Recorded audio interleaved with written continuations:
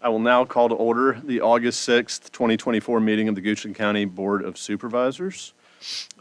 First, we will hear our invocation led by Pastor Bobby Boyd of Victory Christian Church, followed by the Pledge of Allegiance led by Vice Chairman Tom Winfrey. Please stand as you are able.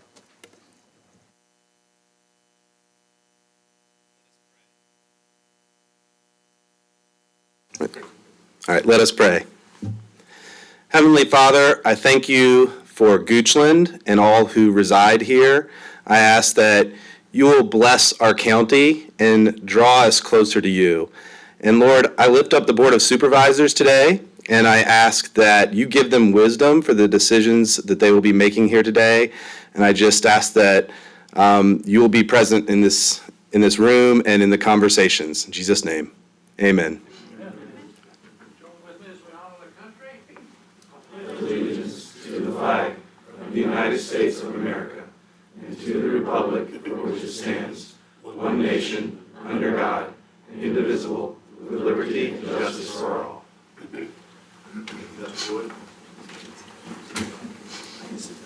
Thank you. Thank you. Please be seated.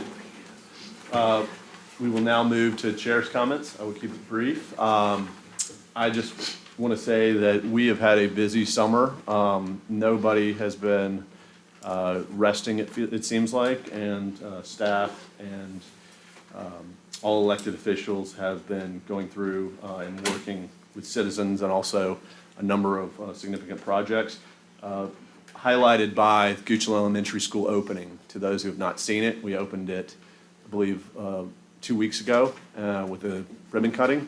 And I know the students are very excited about the new year in that building, and that was a lot of work by schools, Board of Supervisors, and others throughout the entire county. So already it looks like we have a busy fall coming up, so please be mindful that we have a number of meetings and community meetings, meetings here, but also community meetings throughout the county. I will turn it over as well to Mr. Spoonhour, who had some comments. Thank you, Mr. Chair, for giving me an opportunity to speak. As some of you may know, there is going to be a planning commission meeting in Louisa this Thursday to vote on the the Love's truck stop at Gum Spring. And I wanted to take a moment to address that as it is very close to mine and Jonathan's district. While it's not in Goochland County, it does affect us. And I wanted to let folks know that we have, talking about busy, this is probably the one of the top two things that I've gotten the most calls about. So we've been working on this very closely. I've been working with my peer in Louisa. We've been bringing up all the concerns that the citizens have had, as well as some that I've personally had. We've also gone to meetings. And I think in one of those meetings, I got a little too excited about being able to talk about Station 8. And that excitement was translated as, I'm a fan of this project. While I'm not a fan of that project, I'm also not a fan of telling another community what to do in their community. If you were in our planning commission meeting last month, you had seen, and I've gotten several emails about the discontent from our citizens when a supervisor from Henrico County came to speak at our meeting. So the reception I've gotten from Louisa has been fantastic.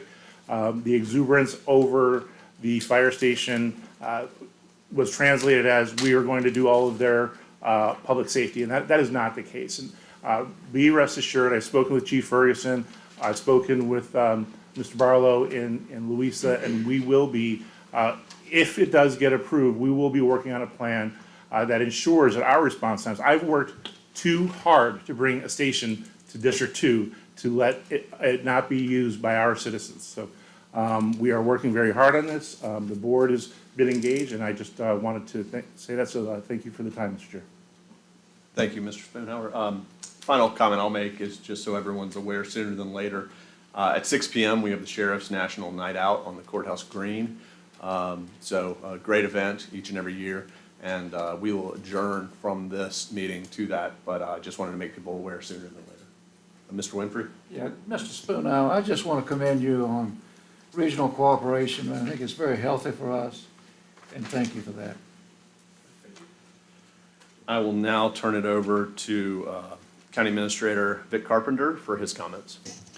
Mr. Chairman, members of the board, a few items to share with you and our citizens tonight. The first is I want to recognize our finance staff. Goochland County once again has been recognized by the Government Finance Officers Association with a Distinguished Budget Presentation Award.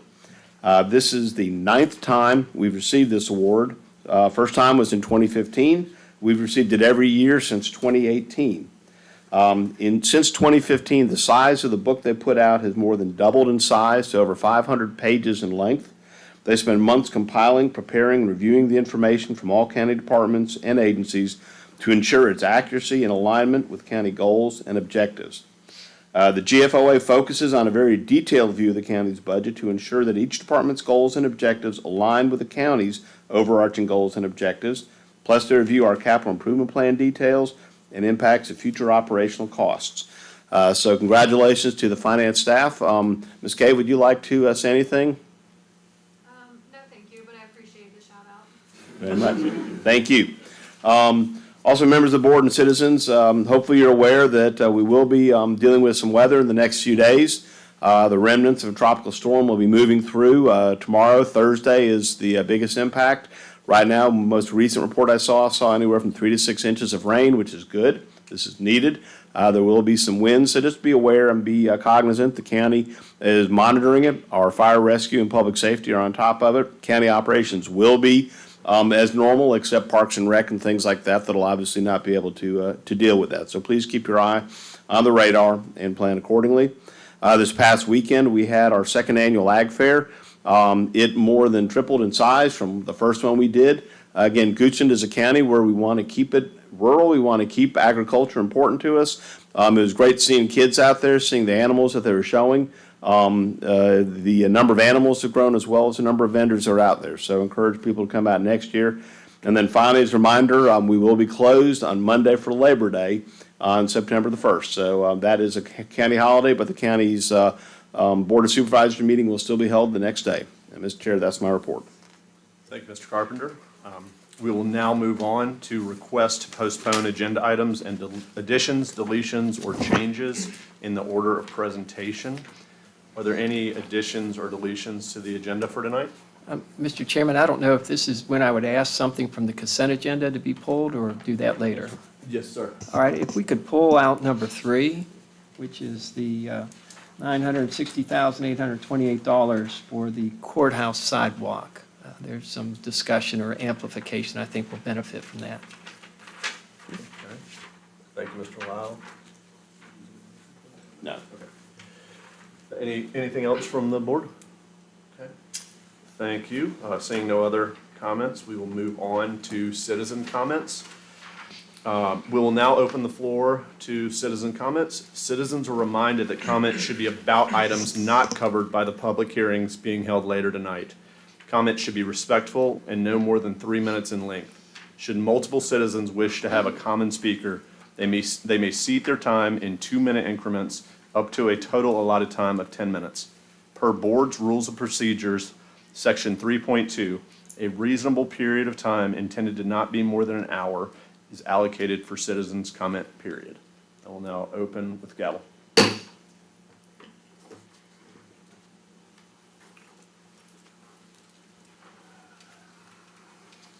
Good afternoon, board members. I'm Keith Burgess, District Manager for Monaco and Soil and Water Conservation District. We will be hosting a conservation resource meeting on Tuesday, August 27th at 5 p.m. in Powhatan County at the Rescue Squad Reception Hall, where we will cover local, state, and federal conservation opportunities for our producers. And more information can be found on our website or social media pages about that. We have received our Virginia Agricultural Cost Share allocation for this year. This year, we've received $2.2 million. The previous 3 years, we've spent about $1 million for that. The Virginia Agricultural Cost Share Program offers financial assistance for the implementation of qualifying agricultural best management practices. The program is open to farmers and landowners who are managing more than 5 acres for the production of agriculture. For producers that don't meet this criteria, there may be programs available through the U.S. Department of Agriculture. Our initial Application sign-up runs through August 30th for cover crops, but we do receive applications throughout the year. We continue to be at the Goochland Agricultural Center at our office. We continue to be the lead organization there. And the reason for that is because Extension has been running understaffed for a considerable amount of time. We're hoping that's going to be filled. I think there are interviews this Friday for the agricultural natural resource agent, but Powhatan County has been assisting for a few years now with some administrative and management of that office. So we've been kind of filling that void. The other big thing that we want you all to understand is that Monacan has no enforcement authority for anything so far as water quality is concerned, if it's not related to our Virginia Agricultural Cost Share Program. In the past few months, we've received several complaints about land disturbance and agricultural activities. They've been referred to the county staff to handle those. So we want you all and the citizens to know if somebody calls with a problem, we can't stop that. All we can do is refer them on. The other things is we've been in consultation with Capital Region Land Conservancy on some conservation easements in the county. We are coordinating the agricultural session for the Goochland Leadership Enterprise, which will be in October. And then we've already received and started scheduling environmental education for the Goochland schools this fall. Thank you. Thank you very much. Any other citizen comments? Okay, seeing none, I will now close the floor. Members of the board, you have in front of you the minutes from the July 2nd, 1 p.m. meeting, transportation work session. Do I have a motion to approve? So moved. Do I have a second? Second. All those in favor? Aye. Opposed? Okay. Also have the minutes for the July 2nd regular meeting of the Board of Supervisors held at 3:30 p.m. Do I have a motion for approval? So moved. Second. Okay. All in favor? Aye. We will now move on to reports. I will now ask Mr. Marshall Wynn to present the VDOT report to the board. All other reports are included in your packet. Mr. Wynn? Mr. Chairman, members of the board, Mr. Carpenter, Marshall Wynn with VDOT. This past month, we had 174 work orders, completed 201, had 15 after-hour call-outs. Been doing regular maintenance activities, pothole and asphalt patching and repair, pipe cleaning and pipe replacements throughout the county, shoulder and ditch cleaning, tree removal and brush cleanup, sign replacement. We will be starting our third cycle of primary mowing on August 19th. Other than that, I don't have anything else to give y'all. If y'all have any questions, please let me know. Thank you, Mr. Chair. Thank you, Mr. Wynn, for your report. I had two items that were brought to my attention. Actually, one that was brought to my attention, one that I saw for myself. Right on Rockcastle Road, Okay. there's that section from 1463 Rockcastle to Westview where it just grows right in, and people, there's really, it's almost down to one lane. So if we could take a look at, again, it's 1463 Rockcastle to Westview. To the boat landing. Yeah. Yeah, okay. Okay, and then, I also noticed that if somebody could take a look out at Whitcamp off of Stoke Station, while it's beautiful that all the trees come over the road, I could barely get my truck underneath, so I imagine somebody hauling a horse, it's gonna be whacking those trees pretty good, which I can't imagine is good for a stressed out horse. Okay. In the back of the thing, and I've had a couple people bring that up, so if we might be able to take a look at that, that'd be great. We'll take a look at it. Appreciate it. Mr. Christie? Yes, it was brought to my attention Saturday that there's a bridge on Whitehall Road that's pretty devastating, I guess, to go over. Yeah, but we're looking at trying to put a wedge across that where it's smoother to go across the Okay. bridge on Whitehall. Do we have a anticipated, Probably be Action. within the next week or two okay, where we'll get that done. all right, appreciate Okay. it, thank you. Anyone else? I do have just one question. Okay. Mr. Wynn, the storm we expect. Yes. To the extent you can you give some intel into what VDOT's preparations are and? We're actively preparing for the storm. We had a statewide call this afternoon that I wasn't able to attend because I'm here. We have another statewide call in the morning. We've had calls with our area headquarters. Everybody's on notice. We'll be ready to go. If it's 24-hour operations, we'll be out there for high water signs, anything, trees down, that sort of thing. Other than that, I mean, you're hearing the same thing I'm hearing, 4 to 6 inches of rain. Depends on where you are. I think the last I heard, it had moved further west, the storm, and we're going to get a significant amount of rain east of the Blue Ridge, which means the rivers will flood. So I heard anywhere from 5 to 7 inches, along the eastern Blue Ridge and between there and Charlottesville. So people need to be prepared for any of those rivers flooding and that sort of thing. That means Bird Creek, the Licking Hole Creek, all the creeks around the area. Thank you, Mr. Winnan, in advance for your preparedness and Okay. willingness to help out in a potential emergency. All right, y'all have a good day. Thank you. I'll now turn to Mr. Cliff Heller for the introduction of new county staff.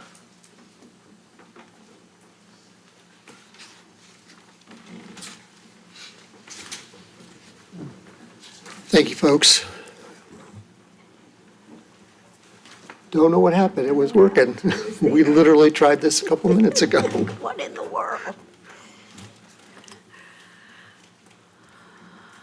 me get out here. There it There is. it is, okay. I don't know what happened there.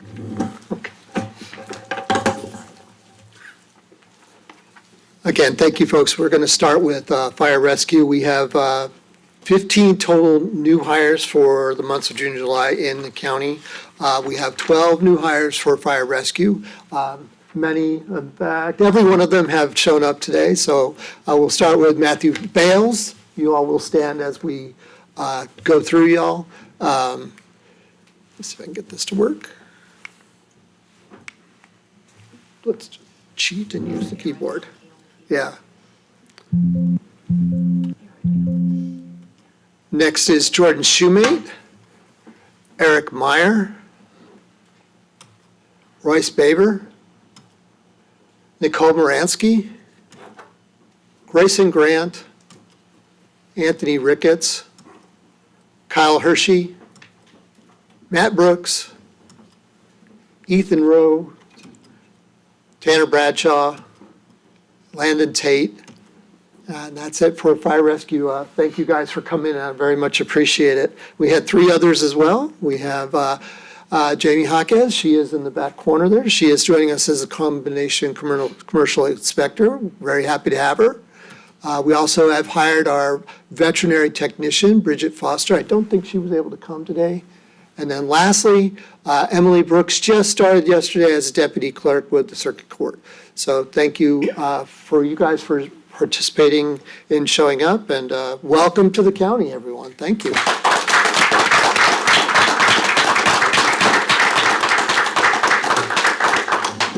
Mr. Heller, I'm wondering why all the firemen are smiling in the pictures, but they're not smiling here.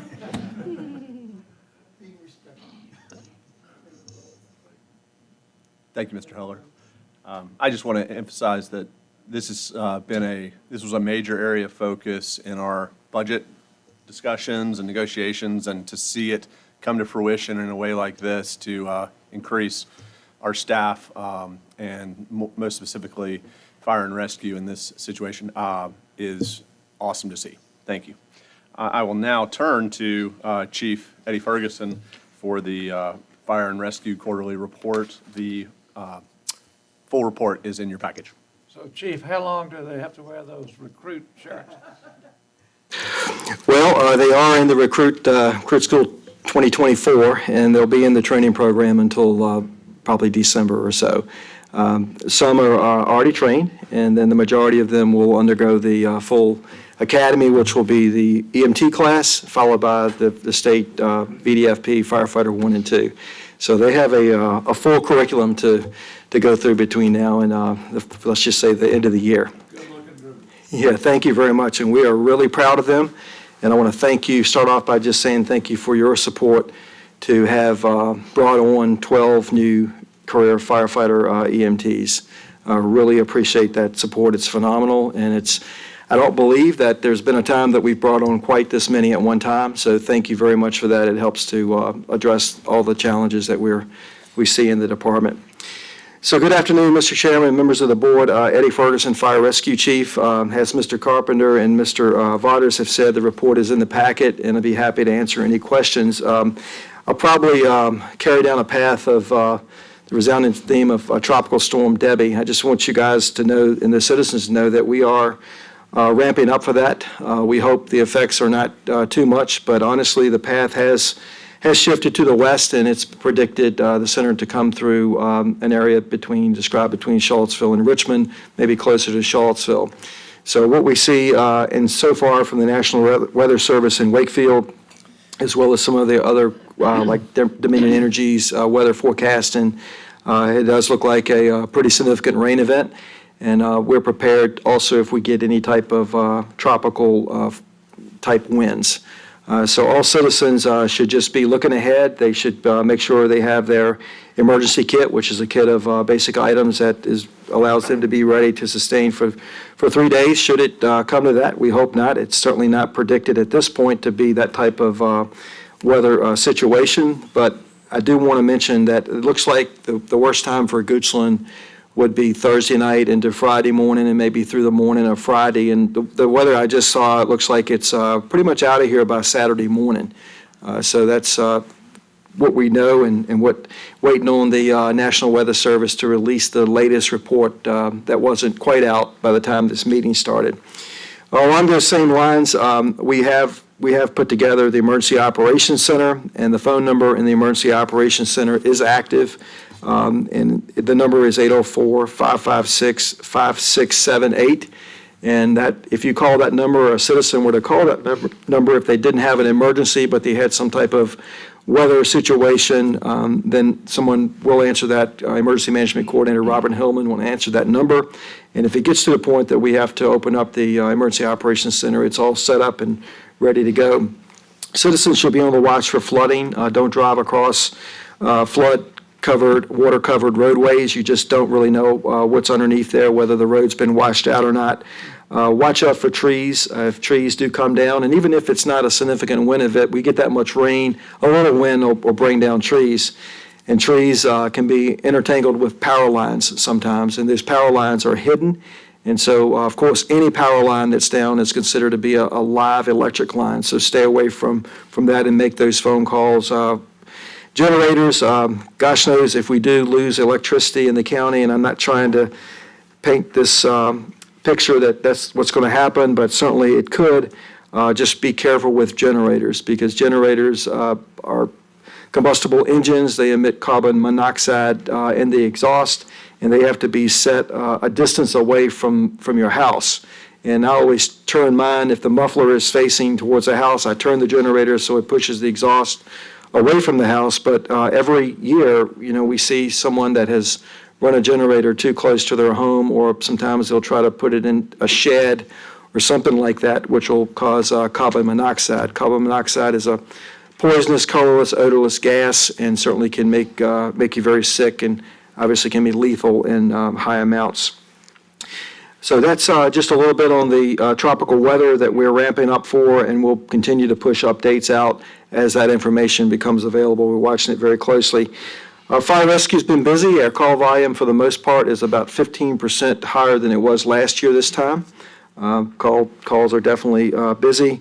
As I had mentioned, we're really happy to have the new recruits, and we're also happy to be graduating a regional volunteer recruit school tomorrow night. It's a regional academy that's composed of Goochland, Hanover, and Louisa firefighters, and they're all volunteer firefighters.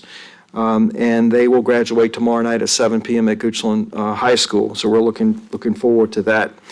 I just wanted to mention Goochland County Department of Fire Rescue Emergency Services was awarded an American Heart Association Mission Lifeline Award. It's a gold standard award, and basically it's a award that benchmarks our ability to deliver cardiac type emergency care, having the right type of equipment, the personnel on duty, the quick response times, as well as the working relationships with the hospitals, consider the definitive care part of that. And we certainly couldn't do that. That's a teamwork award, and we could not do that without your support to be able to receive that. Our new fire tanker was on display out front. It just rolled into the county this morning. It's tanker 666, going to company 6. And I know the number is certainly caught some attention, and we'll probably make an adjustment to that. But there is a method to the madness. 6 is the Goochland Regional Unit Identifier in the metro area. 6 is the station number for Haydensville Company 6. And all of our tankers, all our tanker vehicles end in a 6. So I think we'll probably adjust that a little bit, and I think we'll probably get better reception for that. But it's a beautiful piece of fire equipment. It's been on order since April of 2022. It carries 2,500 gallons of water, and it's much needed in the rural areas of the county, replacing a 2001 tanker that has also served us well over the time. Just mention real quickly that the Fire Training Center continues to see improvements. Our live fire training structure has been put into position there. We are using it. It's 3 Connex box type containers. It's propane fired, and we have already sent the recruit class that's graduating tomorrow night through it. It works very well. We are having a ribbon cutting for that particular piece at the Fire Training Center, and that ribbon cutting is going to be on Thursday, August the 29th at 4 p.m. And we hope the community will come out and join us for that, and everyone is welcome. Certainly, we always end on saying that volunteer applications are open year-round. We always are looking for volunteer members. The training is at no cost. We make it available, so it's convenient. And if anyone needs a smoke alarm, then Fire Rescue has smoke alarms smoke detectors that we'll bring out and install in your residence at no cost. Just call any of the fire stations or Fire Rescue Administration. And I'd be happy to take any questions you may have, and thank you for your support. Any questions from the board for Chief Reyes? Mr. Lau? Mr. Christie? Hi, Chief. I had a question about fire alarms that alert directly to the fire station. Yes, sir. What are the requirements for that? Is internet required?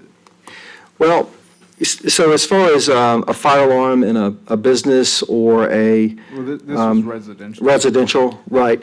There's a couple of different ways that those alarms can be transmitted out. They typically go to a monitoring service, and then they in return would call the Emergency Communications Center, who would dispatch the fire rescue department to go. And what you see usually is a phone line that alarm will call out on.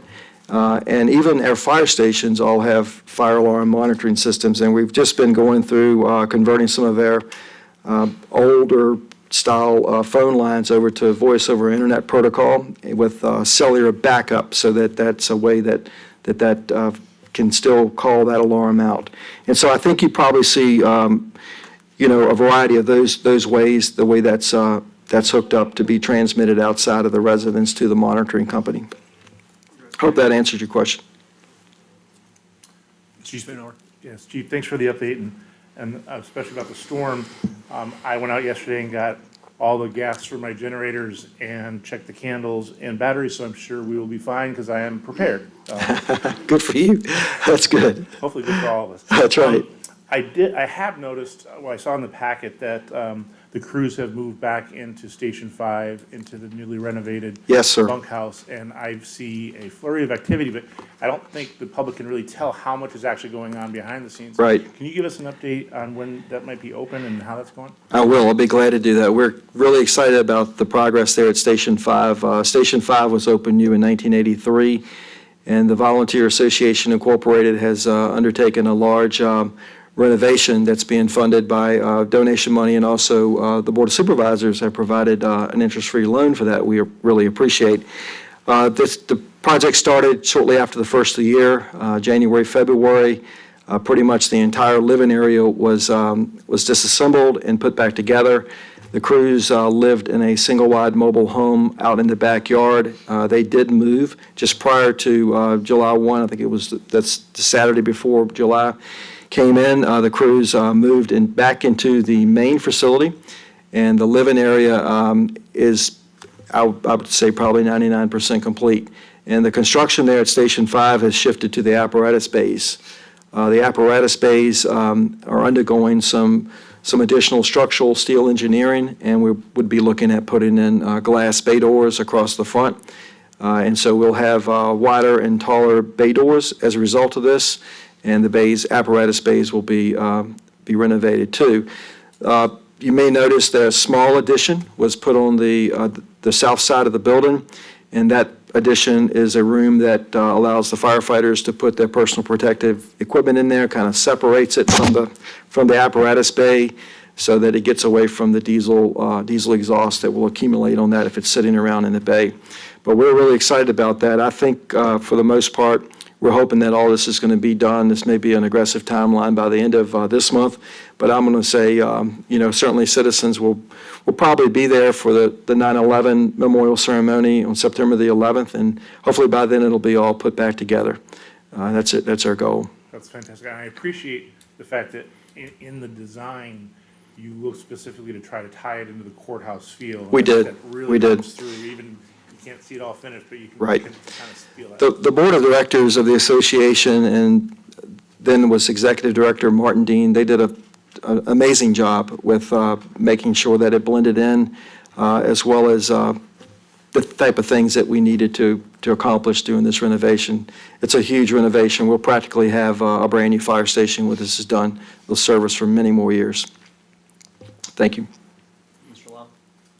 Yeah, Chief, thanks. I had shared some questions with you earlier, some of which you've already addressed with the 16% in calls. And Yes, sir. and those do tend to be skewing more towards EMS as opposed to fire. Is that correct? That's correct. I would say any fire rescue department that is engaged in emergency medical services will see anywhere from 75 to 80+% of their call volume being emergency medical services. What you have to also look at with that is the type of resources that some of those calls require. Some of those are more than just a house call or one patient. Some are traffic accidents that have multiple patients and other hazards associated with it. And some of those calls are also priority one emergency medical services calls like cardiac arrest, those high acuity type patients that would require more than just a two-person crew to handle. But yes, sir, most of those calls, while we saw an increase we are seeing an increase in all categories of calls with the exception, I think there were two of those, and I can't remember exactly what they were, but for the most part, all categories of calls are going up. And we've had some significant incidents. Those are in your board packet, but since that was reported, we've had a house fire Friday evening. There was a lightning strike in the east end of the county, tremendous savings in that home. The citizens did everything right. They called early, they got out. We had a fast response time and caught the fire while it was in the attic and was able to extinguish it and save the home. Which kind of segues into the next. In the report, you said that one of the hydrants didn't provide sufficient pressure, and I've had conversations that the sprinkler or the irrigation system sometimes in the middle of the night drop pressure. And you also said you tested all the dry hydrants. Do we have a schedule of checking I guess what I'll call the TCSD? The county fire hydrants? Yes, sir. Well, we do. Department of Public Utilities handles that. And in fact, I believe we're looking at making that program even better than what it has been. But they have a staff that looks at the hydrants. We also look at the fire hydrants. The fire rescue department looks at them. And then we have close working relationships with the Department of Public Utilities where we can report things that we find with fire hydrants. And if they catch it first, for example, if a car goes off the road and hits a fire hydrant, then they'll report that to us so that we can update our list so we're not expecting that fire hydrant to be available during an emergency. Okay. I mean, is there anything the board needs to be doing to provide that we know we've got water pressure? I think, when it's needed. I think you've done what needs to be done. It's my understanding that and I don't know the budget that well in the other departments, but I've been told that there's a new initiative with the Department of Public Utilities to have I guess, a more elaborate fire hydrant maintenance program. And we certainly, you may recall, back in the beginning of the year, with the assistance of Ms. McGee, we changed the fire hydrant colors to silver in the county, a bright reflective silver, which will replace the two-tone fire hydrants so that they're actually more visible and easier to locate at nighttime. And as you get more fire hydrants, and we have over 638 of those fire hydrants throughout the county, you start to try to get them all painted. It takes more time when you do the two-tone paint. And we look at, what we see in our neighboring jurisdictions with Henrico and Chesterfield and City of Richmond. And so I think the bright reflective silver was the way to go. Good, thanks. I don't mean to pick at a scab, but there has been discussion that fireworks permitting in the county was going to create some strain on resources. Have we had any strain due to firework permitting? Well, sir, we have looked at that closely, and we've tried to be mindful of that, understanding what the concerns are.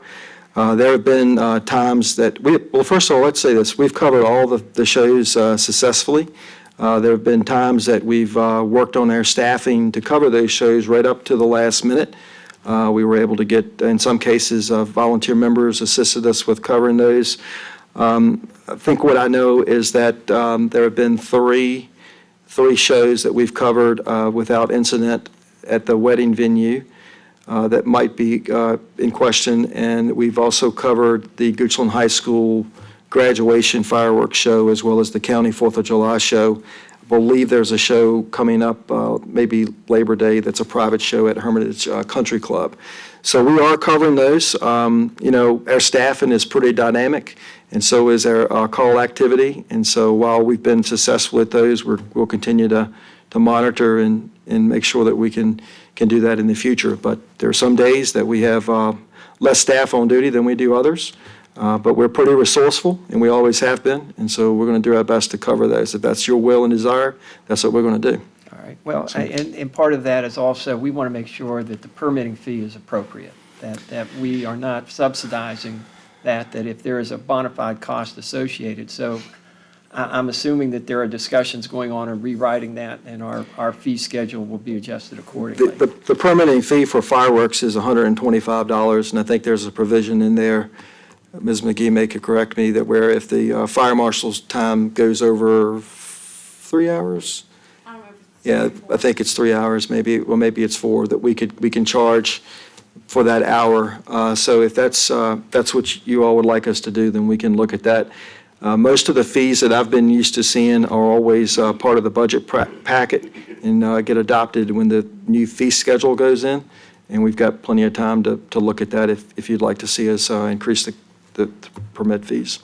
And then the last question I would have, and this somewhat dovetails on Mr. Spoonhour's Station 8, can this board be doing anything to help accelerate the erection of the, I'll call it equipment barn? I really don't know what the exact word would be for it, but yeah, I know it's on the radar, and it just seems to be pinging on the radar. How do we move that forward? Yes, sir, it has.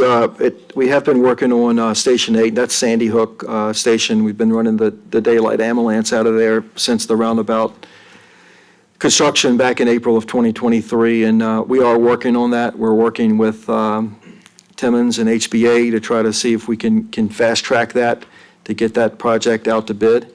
And I know we're also looking at the big picture of all of our fire stations, and not just Station 8, but West Creek and just what in Crozier, because, Crozier is in the CIP to be rebuilt at some point, somewhere close to where it is today, because of the age of the building and some things there.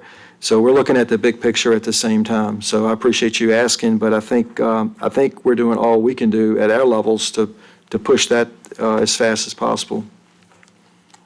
So I don't know, and maybe that's a county administrator question, if there's something we need to be doing as a board to move it off the slow meter and move it up to the accelerate meter. But thank you. Those are my questions. Thanks so much, Mr. Chairman. Thank you, Mr. Lau. And just before you leave, Mr. Ferguson, I just wanted to stress, and it was referenced, the Volunteer Fire Association should be commended. Absolutely. The work that has been done, particularly at Stations 1 and 5 now, is exceptional, and 3 also. really is a great way to attract the talent that we saw just a few minutes ago in here being noted for bringing on. And that is a huge asset to our county. And if you want to see it, I'm sure they'll welcome you, but make sure to bring food to our volunteers and staff, and they'll gladly take it. They have great kitchens. Thank you for all your support for fire rescue. Thank you. Additional reports from planning, finance, broadband, and agriculture are in your packet. Do any board members wish to report on any regional boards on which they're serving? The RRTPO did not meet in August, so we got the whole month off, but we will be back in action in September. Anyone else? CVTA meets this Friday, and we will be having our elections which is going to be interesting because there's no rotation, so that'll be interesting to see. Okay. Thank you very much. I will now move on and ask Mr. Carpenter to summarize the items under consent, and then we'll seek a motion either as a group or taken individually on that list of items. And number 3 has been pulled, but Mr. Carpenter will reference that. And Mr. Chairman, members of the board, yes, we have 8 items in the consent agenda now. The first item is construction of roads within Parkside Village, Section 5 subdivision is complete. The roads requested to be accepted by VDOT are Hutton Circle and Aldeby Street, a total distance of 0.11 miles. The second item is construction of roads within Mosaic at West Creek subdivision, Section 3 is complete. The roads requested to be accepted are Quicksilver Muse, Tesserae Way, Citrine Run, and Cerulean Place. Total distance of 0.57 miles. The next item, Virginia Code 2.2-3115 requires that certain members of boards and authorities file Conflict of Interest Act disclosure forms annually with the clerk to the Board of Supervisors. The same state law provides that the Board of Supervisors may require similar filings from other citizens that it appoints to local boards if it adopts a policy stating its filing requirements. On December 7th, 2021, the board adopted a resolution establishing its policy of having citizens it appoints file a conflict of interest form. Last year, during the annual audit for the Community Policy Management Team, the CPMT, the auditor for that organization misrepresented the board's adopted resolution and required conflict of interest forms to be submitted not just from the 2 citizens appointed to the CPMT by the Board of Supervisors, but from all members of the CPMT, which includes persons who serve on the CPMT as representatives of a local agency. Staff requests the board adopt this resolution to clarify that, for the CPMT, only the 2 citizens appointed by the board, the parent representative and the private provider representative, are required to file a statement of economic interest annually. The next item, the board is requested to amend and appropriate funds to the fiscal year 25 school operating fund as follows. A school board is requesting a budget supplement totaling $701,067, as described below, a net decrease in local funding in the amount of $49,459 to the school operating fund to reflect the increase of cell tower rent and the replacement of the Head Start program grant at Byrd Elementary, which was previously funded through the City of Richmond with the state's Virginia Preschool Initiative. Then a net increase in state funding in the amount of $750,526 to the school operating budget for the additional Virginia Preschool Initiative funding, additional compensation to teachers over what was previously discussed with the board, and a grocery tax held harmless distribution and a decrease in sales tax to be received. No additional county funds are included in this request. Next item, sidewalks that are built in Mosaic Section 3 are located outside the right-of-way and are to be maintained by the Homeowners Association. However, these sidewalks are required by VDOT's subdivision street acceptance requirements as a function of pedestrian connectivity. VDOT requires Goochland County to enter into this agreement with VDOT to ensure the sidewalks will be maintained in perpetuity to provide pedestrian connectivity remains along these roads. The next item, the board is requested to authorize the county administrator to execute the attached special project service agreement with the CVWMA, the Central Virginia Waste Management Authority, allowing for the continuation of the household hazardous waste collection event. The current agreement allows the selected vendors to provide for the collection and transportation of household hazardous waste to a Virginia DEQ-approved disposal facility. It will provide better and more consistent customer service. The agreement includes up to a 5% annual increase in the cost of services beginning July 1st, 2025, based on the CPI. It allows the vendors to provide for the collection and transportation of hazardous household waste to a DEQ-approved facility. It will provide better and more consistent customer service. Again, the agreement allows, sorry. Did that twice. The next item, the board is requested to set a public hearing for September 3rd, 2024, to consider the proposed ordinance amendment and guidelines for the selection, evaluation, and award of design, build, and construction management contracts. The General Assembly has made several changes to their procurement guidelines, which Goochland County would like to incorporate into its county codes. The General Assembly changes include allowing cooperative procurement to be used to install playground equipment, increasing the authority for job order contracts. Currently, the county can award job order contracts for multiple projects so long as the contracts require similar expertise and are limited to a one-year term. The proposed changes in the General Assembly raises the maximum contract amount from $6 million to $10 million for multiple contracts and from $500,000 to $1 million for an individual job order. Requiring offerers to state any exceptions to the county's contract terms and conditions, including liability provisions at the time of responding to an RFP, and amending procedures for the county's use of construction management or design-build contracts for construction projects, as opposed to the usual design-bid-build procurement method. Changes include not being able to consider a contractor's previous experience with these type of contracts as a factor for pre-qualifying contractors. The 2023 General Assembly also amended this code section to state that the 10% contract limit for work that can be performed by a construction manager does not apply to infrastructure projects, so this update is also in the proposed ordinance. State law requires the Board of Supervisors to adopt a policy prior to using either of these types of contracts, so procurement staff is providing this policy to the Board of Supervisors to adopt, so these methods could be considered for future projects. Finally, the board is requested to set a public hearing on September 3rd, 2024, to consider the following proposed ordinance amendment. Staff wishes to amend several sections of its tax ordinance to provide tax relief to small businesses. These amendments will increase the minimum tax assessment from $2 to $10 to eliminate the tax burden for low-valued property and to allow for efficiencies in the tax collection processes, eliminate the $25 flat rate business license tax for businesses with gross receipts between $10,000 and $50,000, and then create a $25 flat rate business license fee for Goochland-based contractors and speculative builders, and apply the already existing rate of 10 cents per hundred on all contractors and speculative builders with gross receipts in the county greater than $25,000, in accordance with Virginia Code 58-1-3715. Mr. Chairman, those are the items in front of the board. Thank you, Mr. Carpenter. Do I have a motion for the 8 items on the agenda, the consent agenda? So moved. Do I have a second? Second. Any discussion? Have we pulled out number 3? Yes. Okay, so are we discussing 3? Do we? No, No. no, it's the consent item. We're discussing everything but 3. That's what I thought. Yes. Yes. Mr. Chair, if you don't mind. Discussion? Yes, Mr. Spinoff.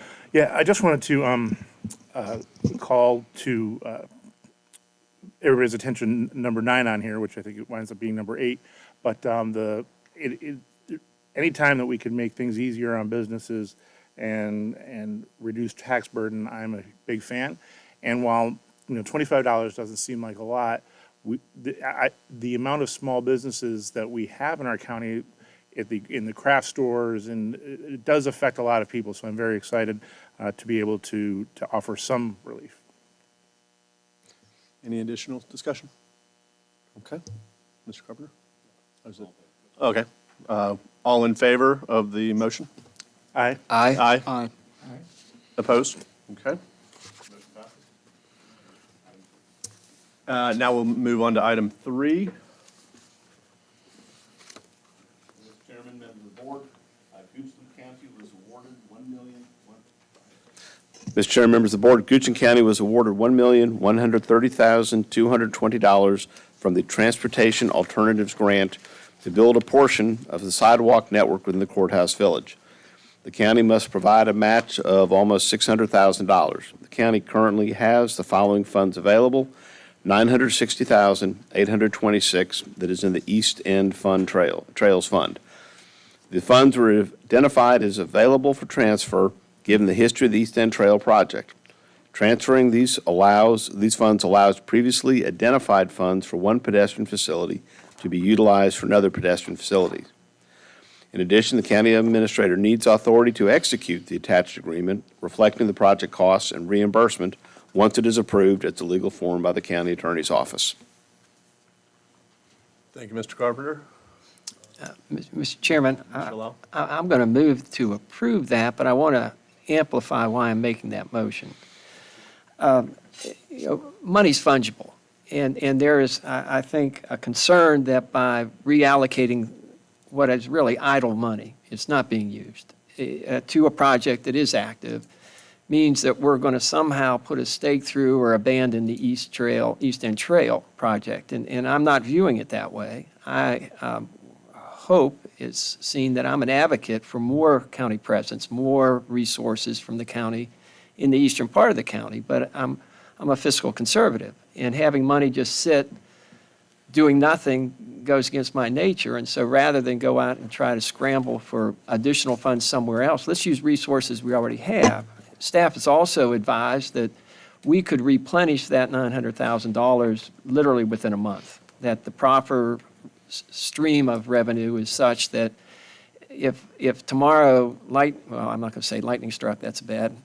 If a miracle happened, maybe not a miracle, if something good happened, we could reallocate or fund the East End Trails at $900,000 level. So this is simply, I think, good fiscal management. We're taking an idle resource that, in essence, has been sitting in a jar on our dresser doing nothing, and we're going to put it to work with the understanding that when, and I'm using that word knowingly, when the East End Trail starts to ramp up activity, it will be properly funded. So this is not taking from the East End to do something, and we're a county. We're not 5 little districts, we're a county, and so this is going to benefit everybody. So I would move we adopt it, but I did want to amplify that this is not taking something away in order to do something somewhere else. It's using resources we've got, and let's put them to work. Thank you, Mr. Chairman.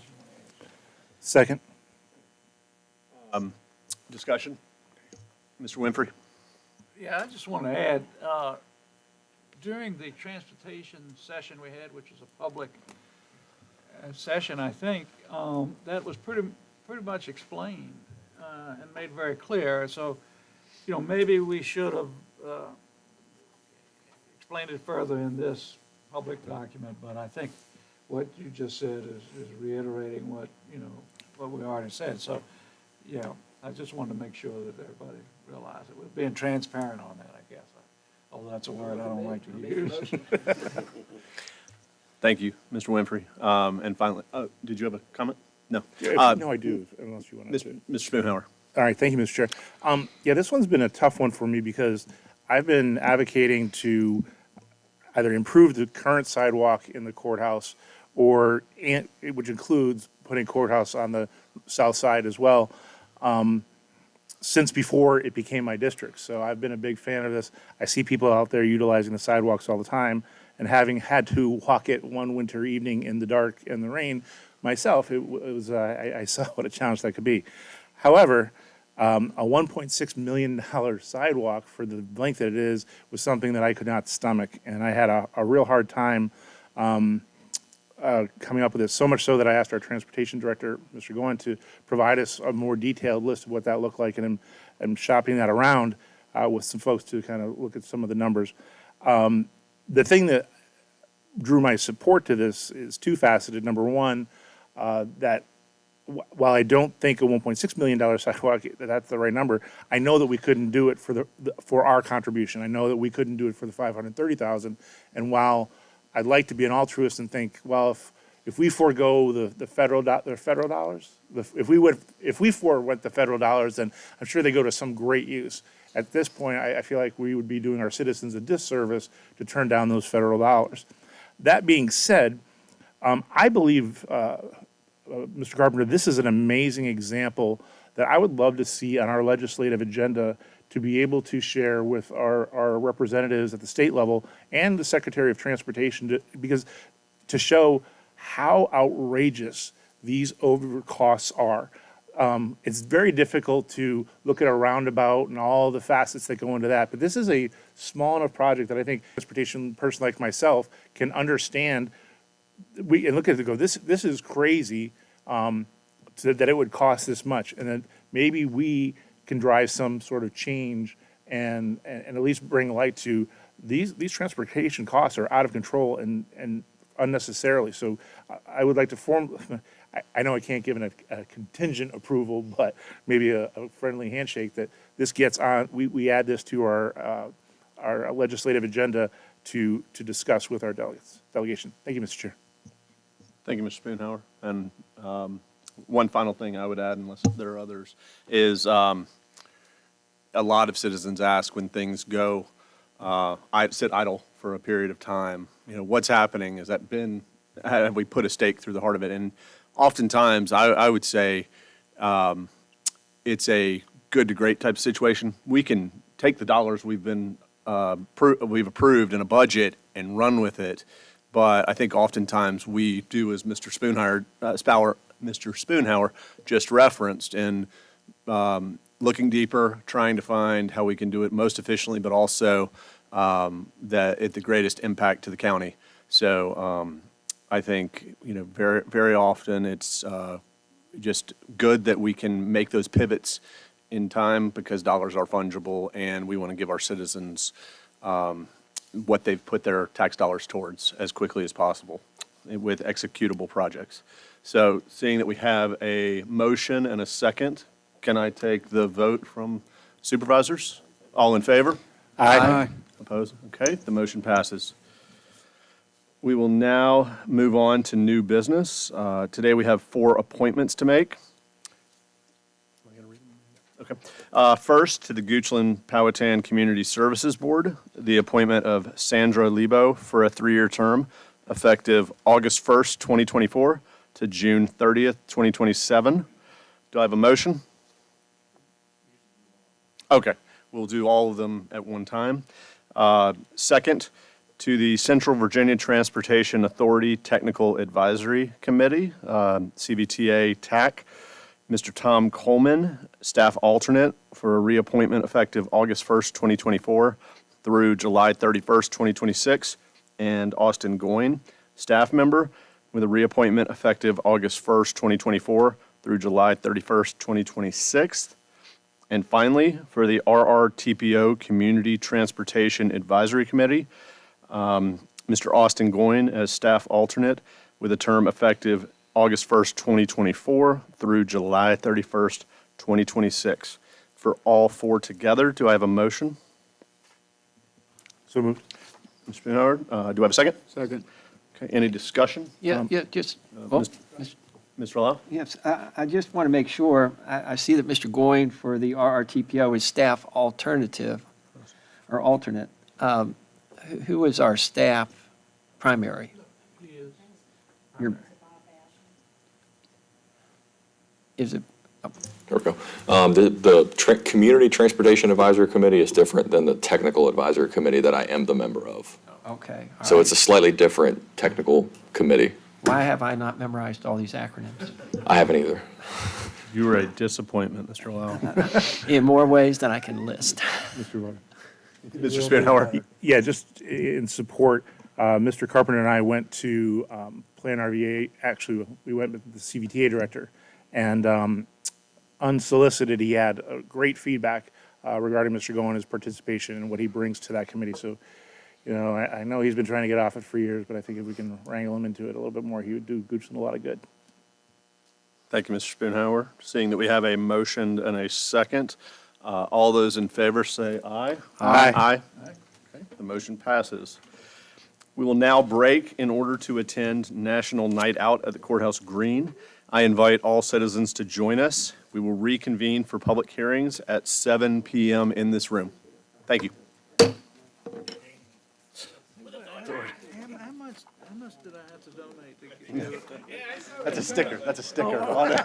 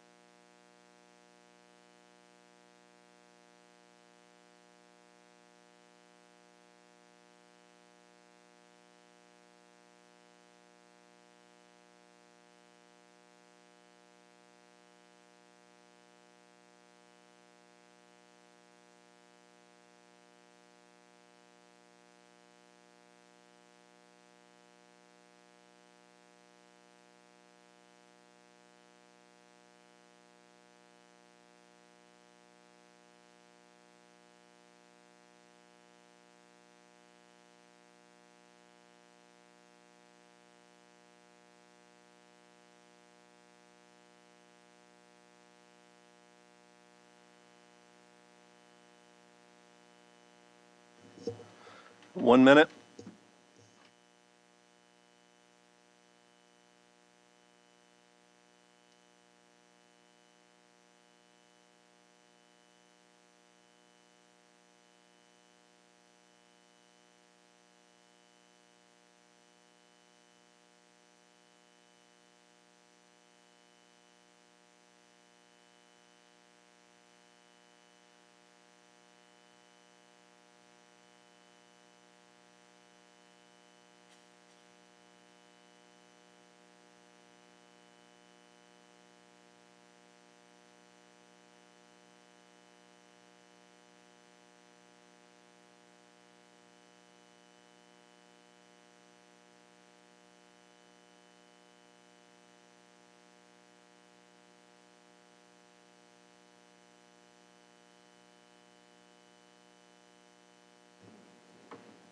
Thank you all for being here.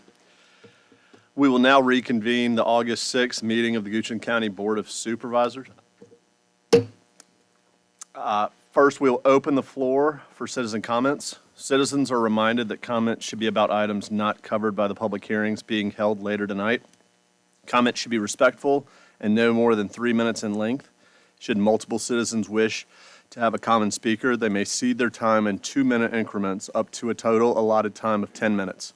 Per Board's Rules of Procedure, Section 3.2, a reasonable period of time intended for not to be more than an hour is allocated for citizens' comment period. When you come up to the podium, please state your name and your address, and make sure you've pushed the green button to activate the speaker. I will open the citizen comment period.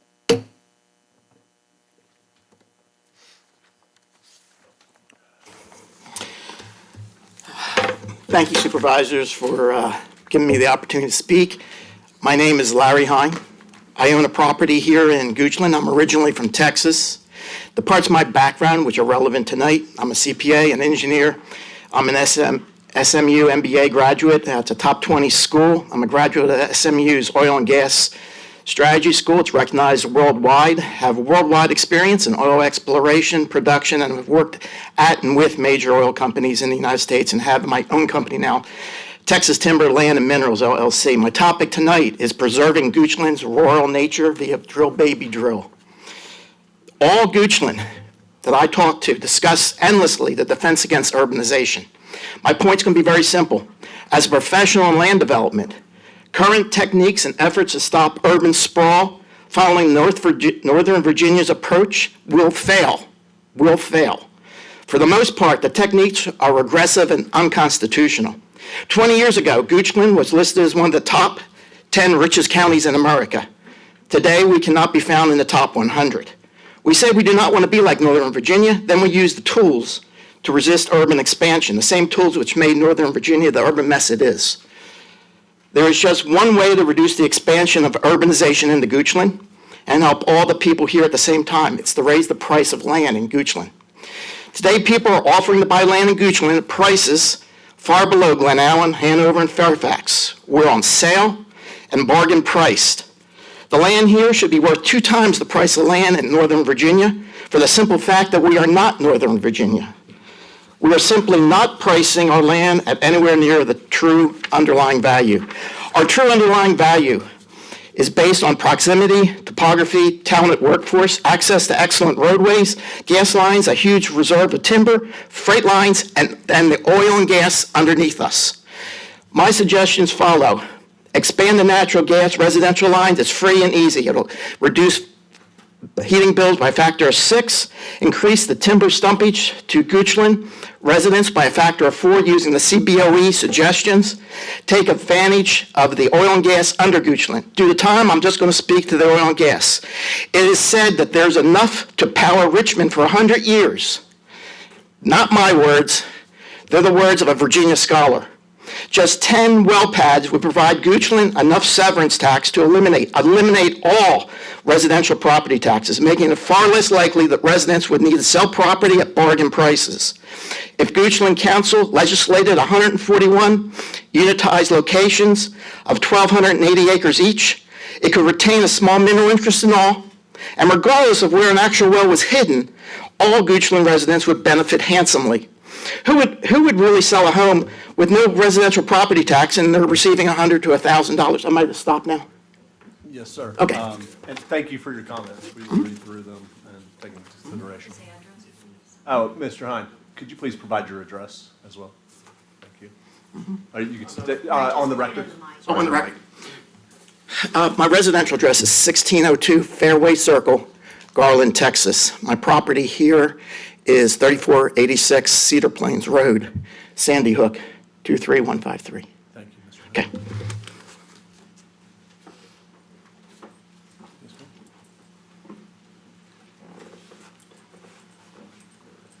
Good evening. My name is Michelle Garman, 4003 Rural Virginia Lane in Haydensville.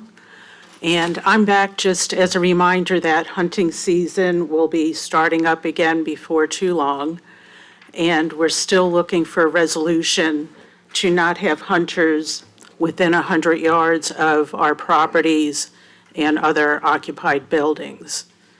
So I'm basically just a reminder that we haven't resolved that issue yet. That's all I have.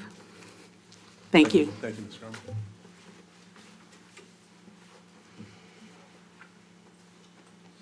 Any more citizens? Okay. Seeing none, I will now close the floor. We now move on to public hearings. The first, we have 6 on the agenda.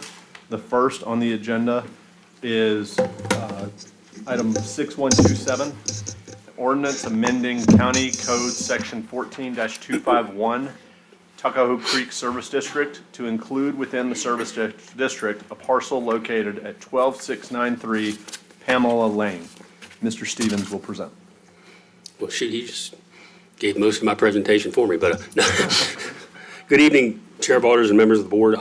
Tonight, as he just stated, we have a public hearing for a proposed amendment to Ordinance Chapter 14, Article 5, Section 251, which covers the Tuckahoe Creek Service District, in which we have received a application to add a parcel. Just a little bit of background on the TCSD for those who may not know.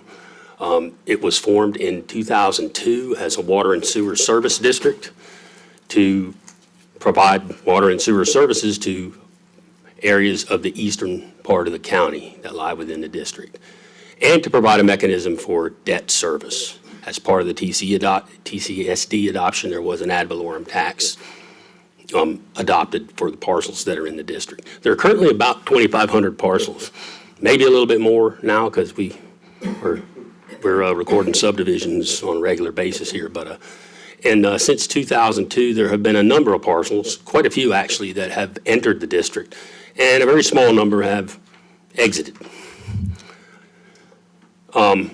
Tonight, we're here to discuss the proposed ordinance amendment to add a property owned by Dale and Vicky Ruffner of Pamela Lane.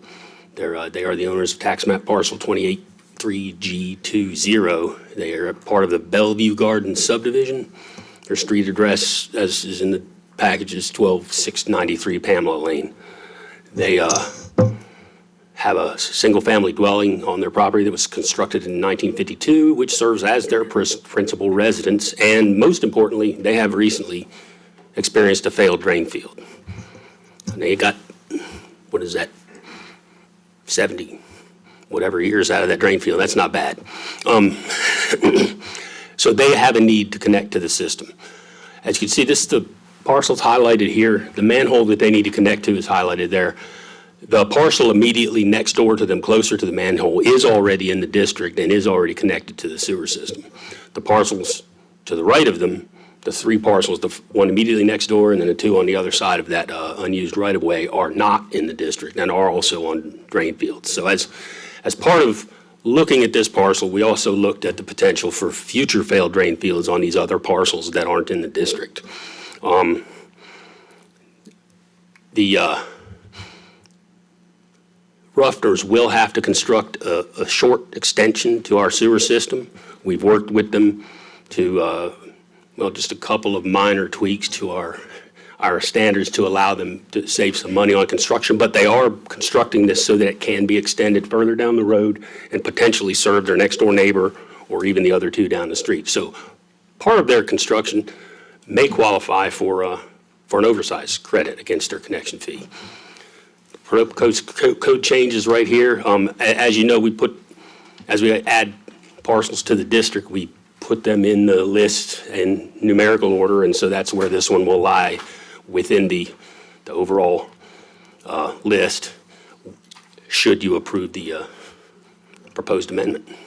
And I guess that means we're open for questions. Are there any? Thank you, Mr. Stevens. Thank you, Mr. Stevens. Any questions from the board? Mr. Stevens, thank you for the presentation. You mentioned the oversized credit. First off, I'm grateful that we have the ability to provide a solution to folks in that area. That's got to be a pretty crappy situation. Very nice. Since they are going to be helping us out and helping propose citizens, how do we get to a determination on if we can help with that oversized credit? Well, basically, the oversized credits are based on the additional cost of building the larger infrastructure. So they effectively need a 4-inch sewer lateral to serve their property. Mm-hmm. What they're doing is they're putting in a 6-inch pipe for us, and a much stouter clean out, which is more expensive. The difference between that expense and the cost of putting in the 4-inch line is what would be eligible for a credit. Mr. Spoonhour, the oversized credit's in county ordinance. Great. Okay. Well, That helps. wasn't going to say that, but it is. It's written in the description of how it's applied is in there, and we follow it to the letter, so. Okay. Thank you very much. Any other questions from the board? Sure.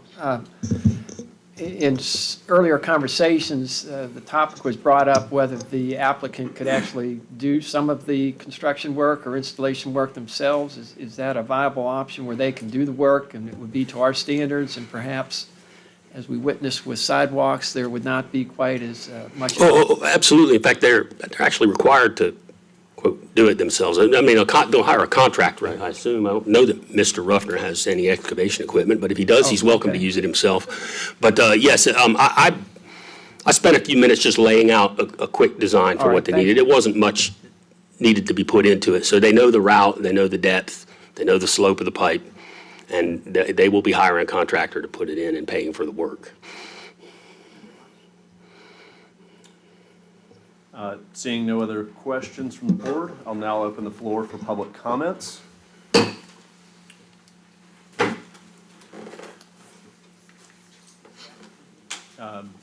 Is the applicant here?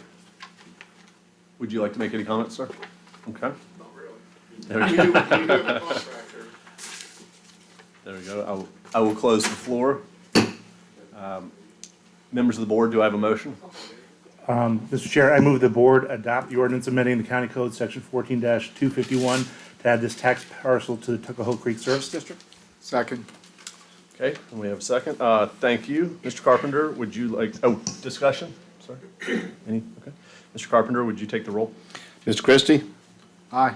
Mr. Spoonhour? Aye. Mr. Lyle? Aye. Mr. Winfrey? Aye. Ms. Waters? Aye. We will now move on to agenda item 2.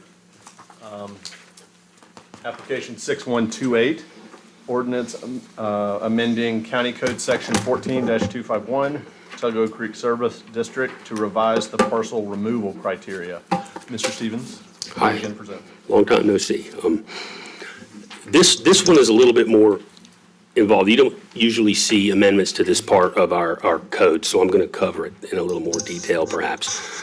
But this is to make a minor adjustment to the eligibility criteria for parcels to exit the TCSD. And I'll give you a little bit of a history there.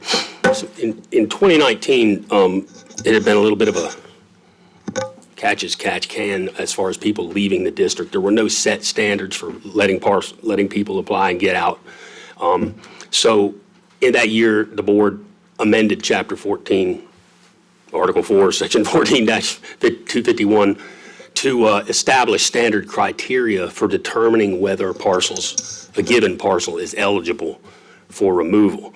Now, I don't know if you know, but every 2 years, on even numbered years, between June 1st and July 1st is the only time that applicants are allowed to put in an application to have their property removed from the district.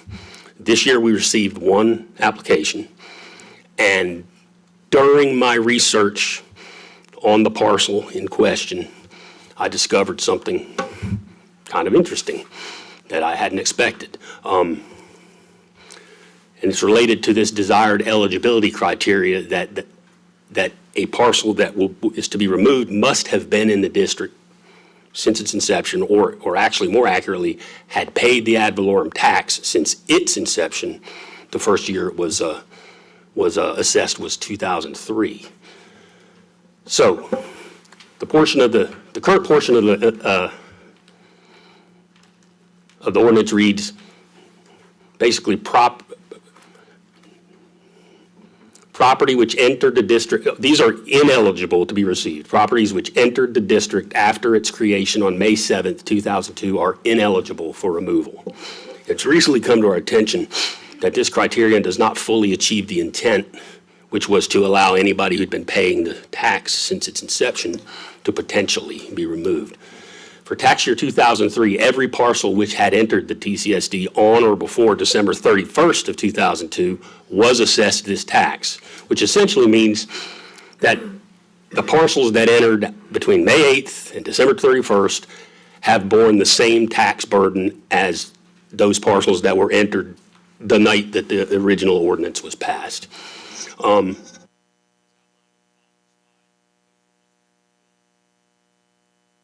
sorry, did I just turn that off?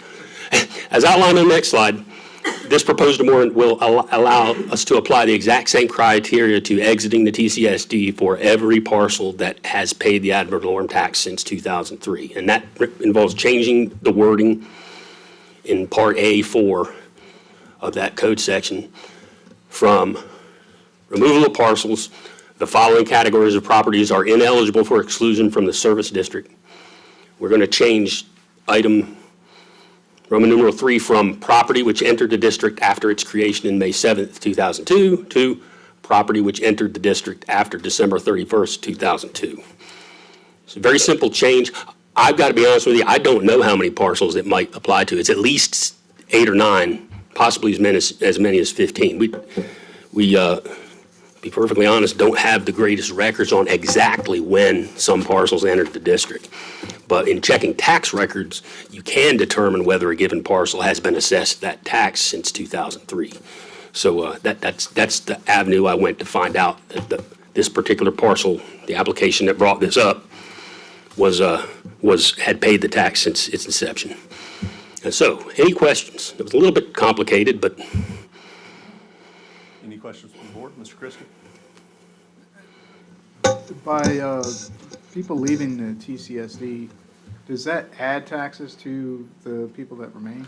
Well, that's an excellent question. One of the criteria that was adopted to allow parcels to potentially, because the board has to decide. The board can decide yes or no on any application for whatever reason, really, but there's some specific definite criteria, and one of them is that in order for an applicant to be eligible to be removed, an equal value in properties to the value of their property must have entered the district in the previous 2 calendar years. So that's okay. We had a couple of really large parcels join just last year, so there's a bunch of land value entered, more than enough to cover this particular parcel that's in question. But to try to avoid having the tax go up or have problems with not collecting enough revenue, that particular criteria was added. If I may, the property in the district serves as collateral for the TCSD debt. And so by virtue of the bonds, the indenture of trust, we're not allowed to waste the assets by letting property out. However, the county is still true to that commitment to the bondholders so long as, we never let out more than who came in. And in fact, we limit that look-back period to 2 years. I mean, you could have had, several $1 million come in 3 years ago. That's not going to help this person go out. We always make sure that the asset that supports those bonds is an increasing value, not a decreasing one. So that's been part of the removal criteria since the inception, and it is required by the indenture. Thank you, that was all. All right. Mr. Chairman? Mr. Long? and I may be getting a little ahead of us, but most applications to leave the district are those that are not connected and are not receiving any benefit from water and sewer. Is that correct? Correct. In fact, you notice that the ineligibility requirement that or criteria that we're changing is Roman numeral 3. There are others, therefore, obviously that implies. The other properties that are ineligible to exit are properties that have been improved with a residential structure and are receiving public water and or sewer service. So if you're already connected, you're not getting out. Also, properties for which in the next 5 years CIP, there is a plan to bring water and or sewer service near enough to the parcel for them to connect. And then finally, any parcel that's zoned for commercial use. So only residential parcels are allowed to exit. That comprises the 4 main criteria. But again, it states right in the code that the board has the ultimate discretion. They have other considerations that they can take into account, and it's absolutely their decision on a given application whether they're allowed to exit it or not. Obviously, that's going to come up a little bit later, but I think typically in the years when people apply that particular, I think it's in September, the September meeting is when you hear the cases for people who have applied to leave. And we only had one that applied during the limited amount of time. The ordinance is broad enough to allow it to be just after September, but because I don't believe there will be sufficient time to advertise if we haven't already advertised. Yeah, that's true, as long as it's already. Yep. So, but it's But September. I think it after. has to be after September, which I guess will mean October this time. But we do have one applicant who wishes to leave. I won't get too far down the road because we're not presenting it yet, but there are some legitimate reasons why we might want to consider it, and I'll present those when I bring it to you in October. Just kind of putting a bow on it then. A parcel will be leaving that is not receiving benefits. Yes. Has not received benefits ever, and in the next 5 years is not anticipated to receive benefits, but has been paying the tax. Absolutely. Since 2002. Yes, sir. So they've got a pretty healthy track record of paying the tax, not getting the benefits, and not projected to get the benefits. And this Right. would allow those people on every even year to, Yes, sir. between June 1st and July, to apply to exit. Yes, Is sir. that what we're doing here? Yes, Could sir. I clarify just, Please do. please, and it's just because sometimes people get confused about this, and that is, the TCSD did not guarantee that all property in the district would be connected. It was for the building of mains that would allow connections. And so everybody has had the benefit of the opportunity to connect to those mains. For some properties, especially single-family residential, the distance they might have to go for them to pay to connect doesn't make it financially feasible. But I do want to clarify that the benefit to all properties in the district was the building of the mains that allow a connection. For many, including this one, it's not financially feasible, but we don't say that they didn't get any benefit, because they could choose to run the pipe a mile to where the water is and get it. It's just financially, that doesn't make sense to them. But it's important that we have a district that people pay for. There is a benefit there they could take advantage of. That has been true since. This particular property hasn't had anything that made it financially feasible to do so. But I just want to make that, because again, we are required under law to make sure that we were offering a benefit when we've been taxing, and that benefit has been offered. But in some properties, it hasn't made sense for them to connect. And so I just wanted to clarify. Thank you, Ms. McGee. Any other questions from the board? Okay. Seeing no more questions from the board, I will now open the floor for public comments. Seeing no public comments, I will now close the floor.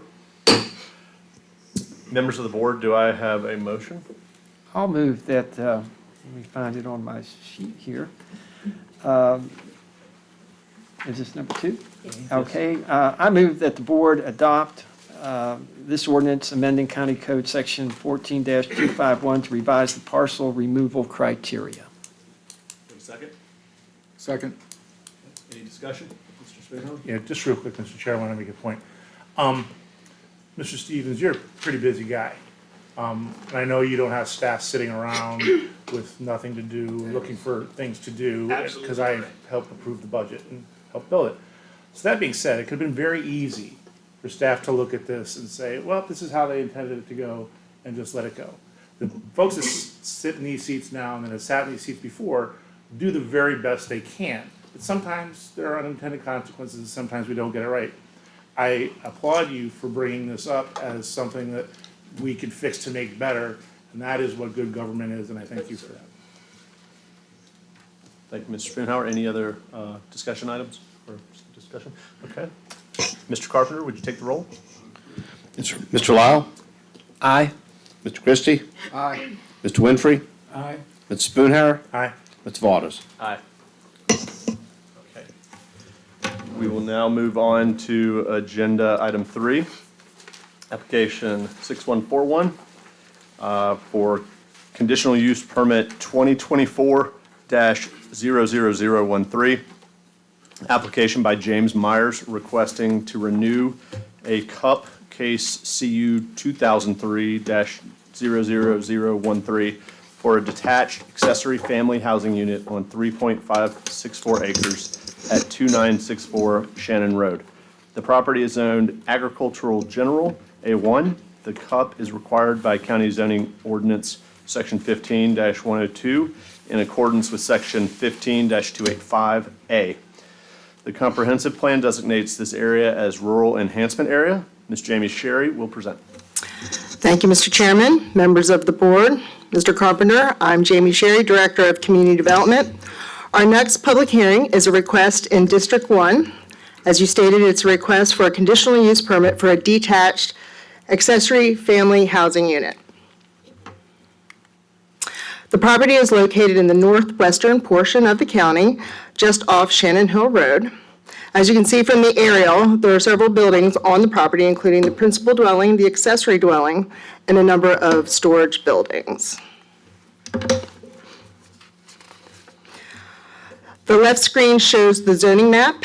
The left image shows that the property is zoned agricultural general, A1, as are all the adjacent properties. And the other map shows the comprehensive designation as rural enhancement area, as are the other surrounding properties. So the detached accessory family housing unit was originally approved back in 2003. After its 5-year initial expiration period, the CUP was renewed for 15 years. So this is the next round, so it's actually the third renewal. It should be noted that the applicant is not requesting any changes to the accessory dwelling or its use. So this is a zoomed in and marked up version of the conceptual plan that was in the packet, Exhibit A. The structure circled in green is the primary dwelling, and the red circle shows the accessory dwelling. Both structures are accessed by the same driveway, and the other buildings shown on the conceptual plan are the storage buildings that I referenced. For the comprehensive plan, with the imposed condition, this use is in compliance with the comprehensive plan. There was a community meeting held back in April where 6 citizens attended and were all supportive of this renewal. At the June 20th public hearing, the Planning Commission recommended approval with a 5-0 vote, and no one spoke at the public hearing. So as I mentioned earlier, Mr. Myers is not proposing to change anything with this CUP, but the changes in the application as well, in the packet as well as on the screen, are standard conditions, so they do differ in that they have been updated that way. Conditions 1 through 3 allow for an accessory dwelling. It limits the use to only family and prohibits the dwelling from being rented. Conditions 4 and 5 are related to safety, requiring the accessory dwelling to have a working carbon monoxide detector and smoke detector, and to provide emergency access to the accessory dwelling. Number 6 states that there will be a 15-year expiration date for this permit, which would expire in July 2039. And And the last, number 7, is if the property were to change hands, the county must be notified, and the applicant must tell the new owner or leasee of the conditions associated with the permit. That concludes my presentation. The applicant is here. I'd be happy to answer any questions, and as I mentioned, so would Mr. Myers. Ms. Sherry, would the applicant like to address the board? If I can get up, get my old leg working.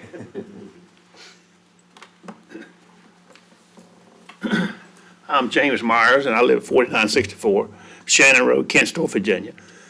And it was my mother-in-law was there. She passed away, but I'm 77 years old.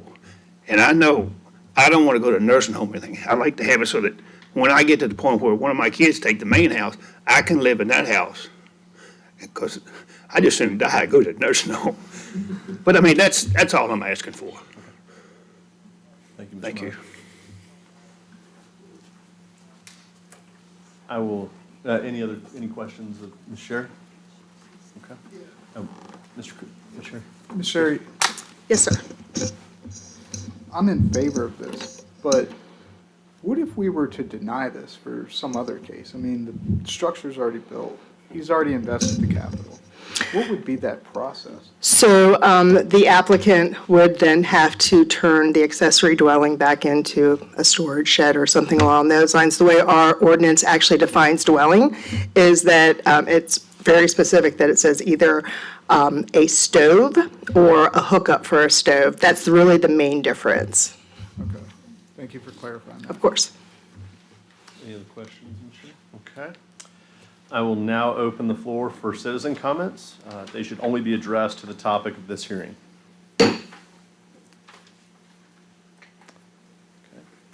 Seeing none, I will now close the public hearing. Any other follow-up comments from the board? Do I have a motion?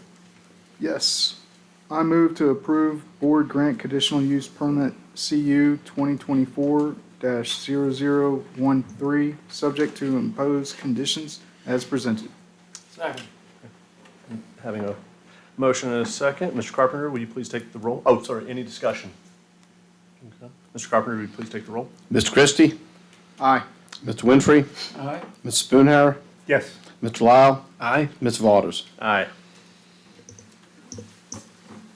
We'll now move to agenda item 4, application 6142 for conditional use 2024-00011, application by Kevin and Deborah Roderick requesting a conditional use permit for a detached accessory family housing unit on 4.636 acres at 494 Broad Street Road.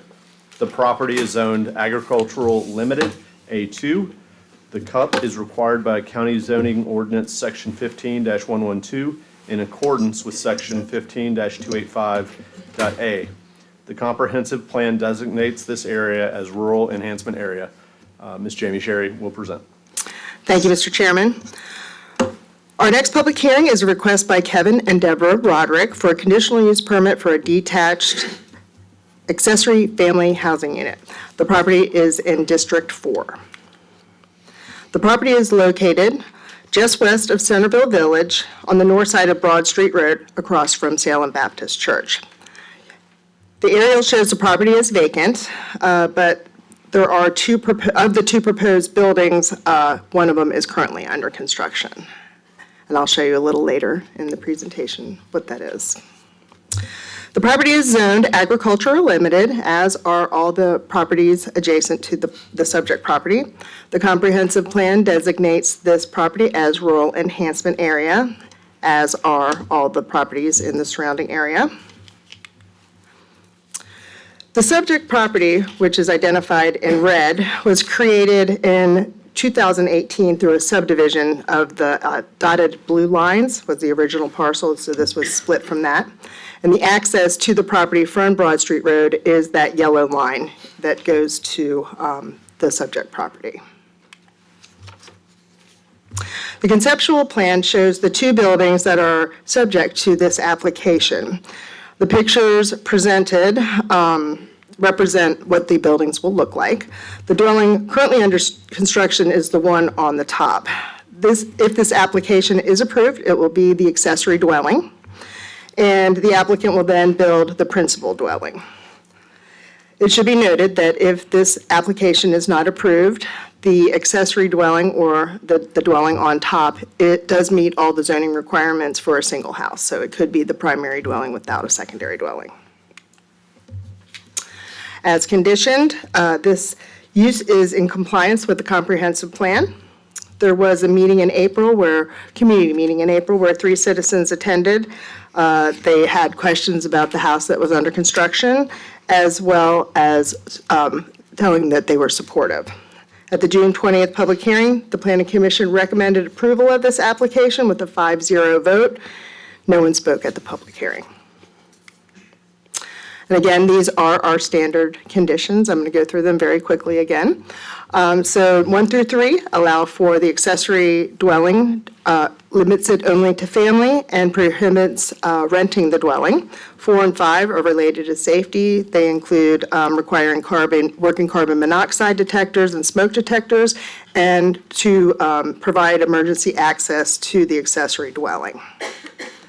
Number 6 states that there is a 5-year expiration date, which would be July 31st, 2029.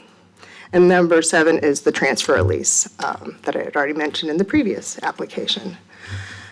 That concludes my presentation. I'd be happy to answer any questions, and the applicant is here in attendance as well. Any questions from the board?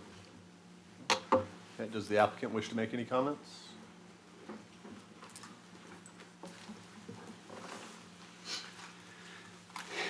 Thank you. Appreciate the opportunity to add a little color to our application. My name is Kevin Roderick. I currently live at 6683 Foxton Road in Manassas, Virginia. My wife, Deborah, is here, along with my mother-in-law, Susan Rasmussen. In 2021, my wife and I were looking down the road a little bit and looking for a place to retire. We came to Goochland, drove around, looked at some properties, fell in love with the parcel in question, and we purchased the property with the intent of building our forever home. We fell in love with Goochland County, or we still are. And we were also planning to build an ADU at some future point after our home was built. Unfortunately, my father-in-law passed away in 2022. And so you'll see we have sort of the cart before the horse in most cases. So what we are looking to do is to get approval to build the ADU. And then as soon as we get approval, then we'll start construction. We are under contract with a contractor to build our primary residence. They hope to start next month. So any questions? Any questions for Mr. Roderick? Thank you. Thank you. I will now open the floor for citizen comments. They should only be addressed to the topic of this hearing. Seeing no citizens, I will close the hearing. Any follow-up comments from the board? Okay. Do we have a motion? I'll do. I move that the board grant conditional use permit CU-2024-00011, subject to the imposed conditions as presented. Second. Any discussion? Mr. Spino? Yeah, Mr. Chair, thanks. While I'm in favor of this project, as I have been with all family accessory dwelling units, I kind of want to get it on the record again. We tried to do something a few years ago to make this process less onerous while still having the appropriate oversight. I think the path we went down with community meetings, that solution that was proposed at the time, in our community did not appreciate that. I hope as we look at our subdivision ordinance that we figure out a way that we make it less onerous for folks to be able to take care of their families and to be able to still protect the area around them and the neighbors. But I've never declined one of these, and I don't ever see myself doing it again. And wherever I could remove government overreach, thank you, sir. I'm gonna try to do it, so putting you all on notice, I'm gonna try to do it. Thank you, Mr. Spoonhour. Any other discussion? Okay. Mr. Carpenter, please take the roll. Mr. Waters? Yes. Mr. Spoonhour? Yes. Mr. Lau? Aye. Mr. Christie? Yes. Mr. Winfrey? Yes. Just one more. Please maintain compliance of that conditional use permit, because that's too beautiful of a project to lose it. It's very nice. Thank you. Thank you. We'll now move on to agenda item 5, application 6022, RZ 2024-00006. Oh, no, sorry. Excuse me for that. Agenda item 5, application 6022, RZ-2024-00001. Application by Sydney and Sydney Developments LLC requesting to rezone 55.414 acres from agricultural limited A2 to residential limited R1 with proffered conditions to allow for a residential subdivision at the intersection of Greenbrier Branch Drive and Glebe Road. The comprehensive plan designates this area as single-family residential. Mr. Ray Cash will present. Thank you. Good evening, Mr. Chairman, members of the board. This application before you tonight has been before you previously, where it was deferred a few times. We're happy to bring it forward tonight. The application is located in District 3. This is a rezoning along the south line of Greenbrier Branch Drive. It is for a residential R1 zoning. The comprehensive plan does call for single-family residential of lots at less than 2 units per acre. So this is located just here on the other side of the creek from the courthouse along Greenbrier Branch, as we mentioned. It is the parcels outlined in red here on the screen. The property currently is zoned A2, and as referenced, the property is designated for single-family residential. There is adjacent across the creek is another area that's residential, neighborhood residential. And there's also the institutional where the Reynolds campus exists. So the comprehensive plan that was adopted in the Courthouse Village Small Area Plan back in 2023 did make this an area that's called for single-family residential. So what that means, you have single-family residences on individual lots at a density of less than 2 units an acre. So the proposal would provide for density and lots in accordance with the plan. The comprehensive plan also recommends that there would be future trails within the environmental areas to the east of the property, and the applicant will be offering easements to accommodate that. Adjacent nearby properties, as we mentioned, were similar to the single-family residential designation to the north, south, and west, and neighborhood residential to the east, and that's within the courthouse area proper, and that is residential housing at density of 2 to 4 units an acre. So way back in June of 2023, there was a citizens meeting held here. The comments that were received really talked about the impacts that you'd expect through a typical rezoning we have. What's the impact on adjacent property values, the impact on the road, how would the construction activity affect the neighbors, what type of homes would be provided, true interest in the lack of public water and wastewater for the project. There was a lot of concern about the impact on neighboring wells. There was also concern about there's an on-site graveyard, how was that going to be protected?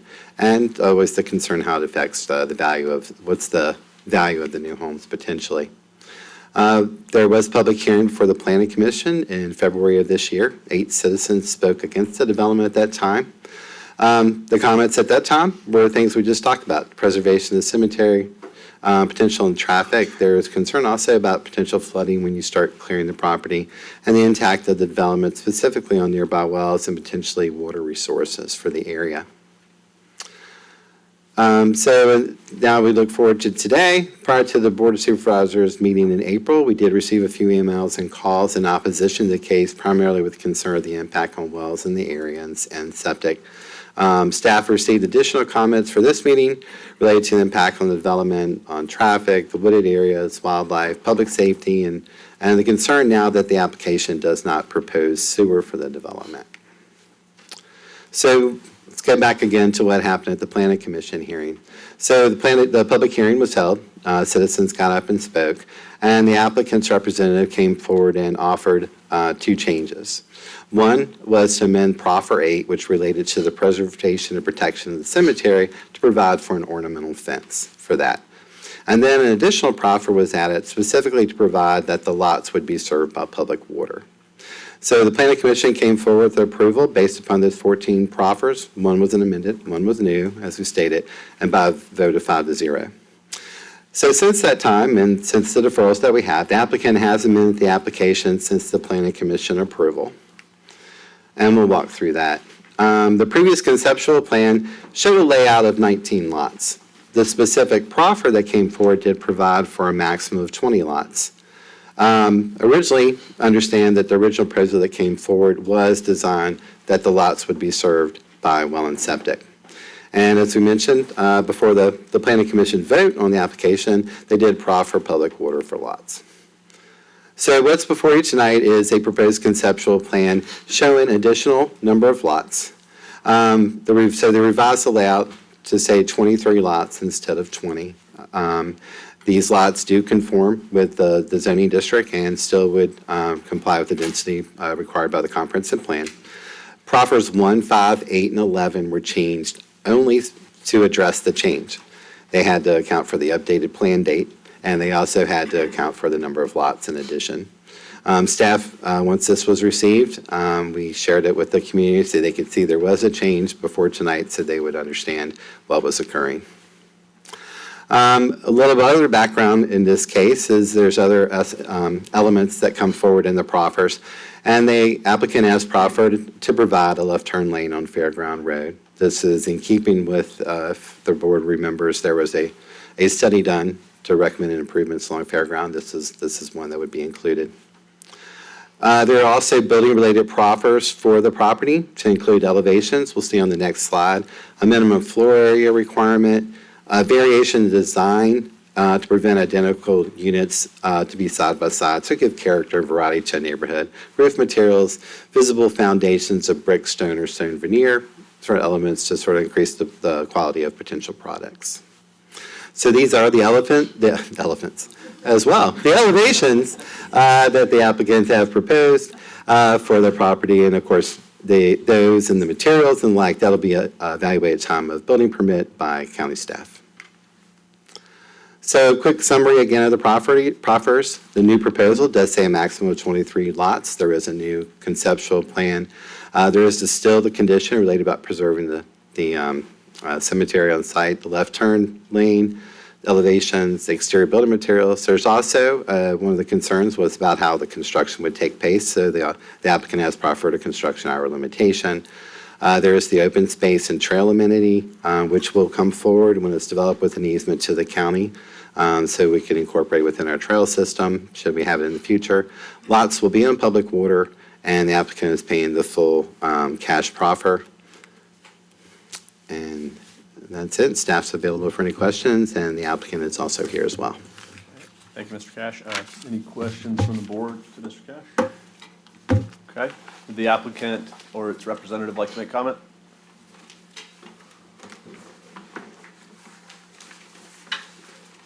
Sorry. We pull up your presentation up, or? Yeah, let's pull it up. I think you covered most of it, but I'll leave it up for any questions the board might have.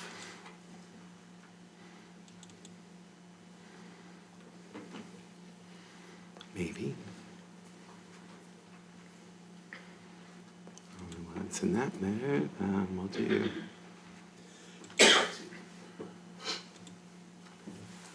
Thank you.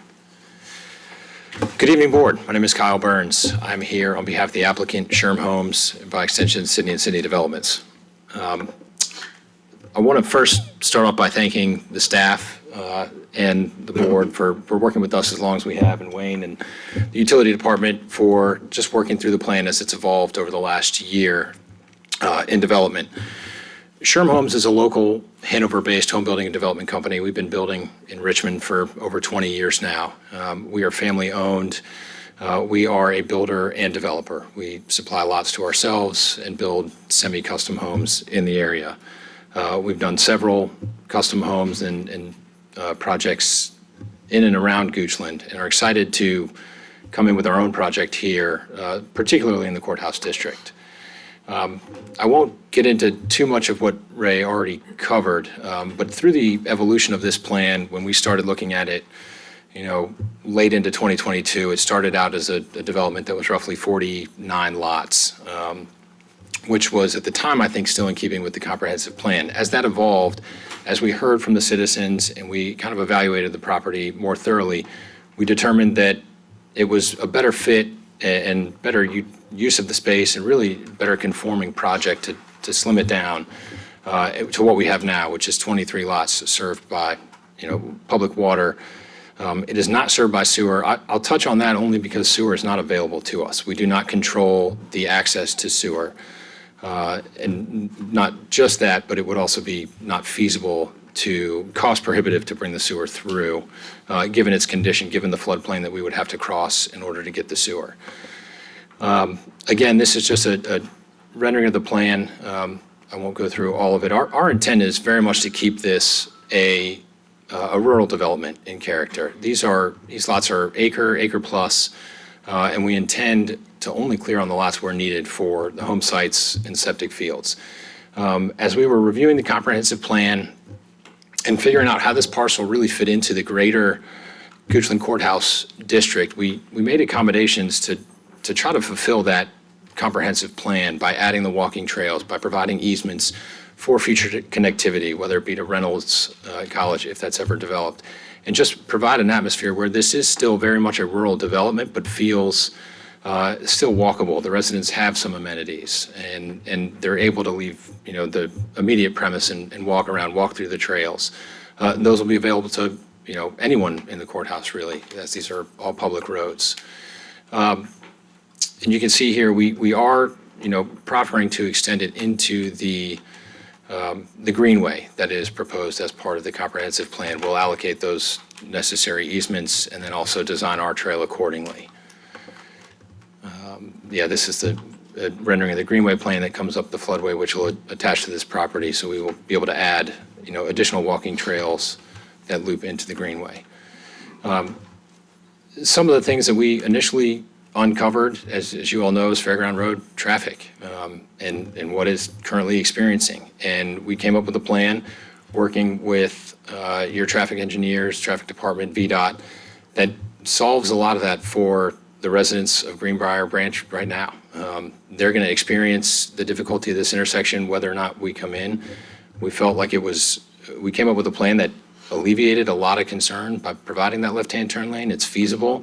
It'll also tie in well to what's happening up the street just north of this property with additional Fairground Road improvements.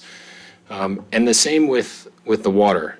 So just going back a little bit, we deferred a few times to really understand what Goochland County needed in terms of the courthouse district and water service. And we had to study the existing utility service that was being provided to make sure it was adequate. I didn't want to proffer something that we couldn't build, and I didn't want to create problems that weren't there. But we did learn a lot about what's going on with the utility and feel like this is an absolute benefit by providing additional water through the current section of Greenbrier Branch, but then also through here. We feel helps to basically better serve the community, but also provides better water quality through the entire system. And in working with some adjacent developers, have come up with a plan that really makes that feasible. So I'll leave it at that. I'll be here for further questions. I can answer those now or wait for after public comment. Any board members have questions for the applicant? Mr. Lau? Just because I'm still learning about VDOT and their stub road requirements, I think I saw on the, keep going, there you go. Whoops. Right there. That one, either one. Is this going to be an issue, stub roads? I know that there was another Fairground Road, what is commonly called the Truett development, that was going into an open field, or, are you okay with stub roads? Yeah, yes. Okay. In this instance, I have not done enough feasibility on adjacent properties to know whether or not it will actually be utilized. But I do believe that this will preserve future development capability for the parcels to the north of us, whether it be one lot or two or three or multiple. So I'm fine with what's presented here. Thank you very much. Yep. We're good, yeah. All right. Good, thank you. I'll now open the floor for citizen comments. They should only be addressed to the topic of this hearing. Okay.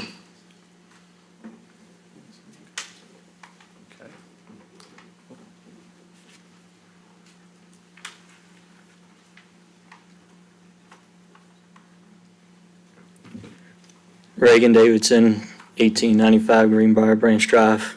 Most of y'all have talked to me several times throughout this, and my biggest concern was obviously water, and I think that through the planning and the developer that they have definitely accomplished a huge asset to the county with that. It does open up all the only negative I really still have is that all the traffic will be coming in front of my house. And there's, he's gonna have walking trails, but that don't do nothing at my house, for the safety of my kids. And I do anticipate hooking into the water line under when they construct it, and, would request that my fees be waived because I'm sure I'm gonna run into other costs along the front of my property to make it safe for my kids to not accidentally go out into the road.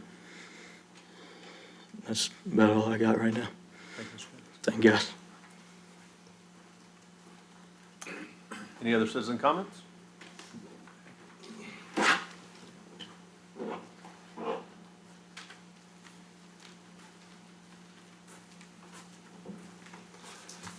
Scott McInnes, 1874 Greenbrier Branch Drive.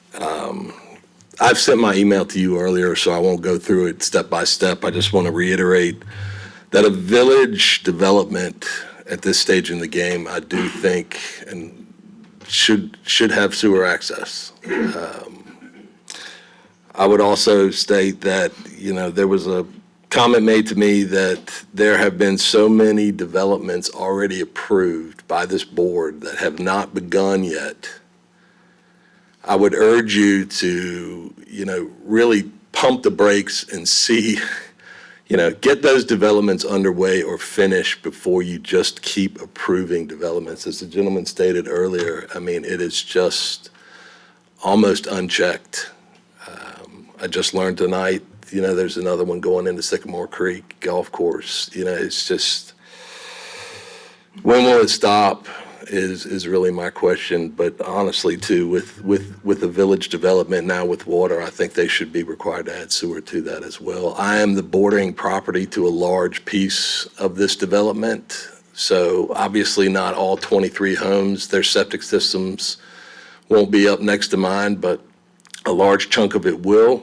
And I am, have grave concerns about my well and my aquifer and my water table. Those are my bigger points that I'd like to reiterate from my email. So thank you for your time. Thank you, Mr. McGinnis.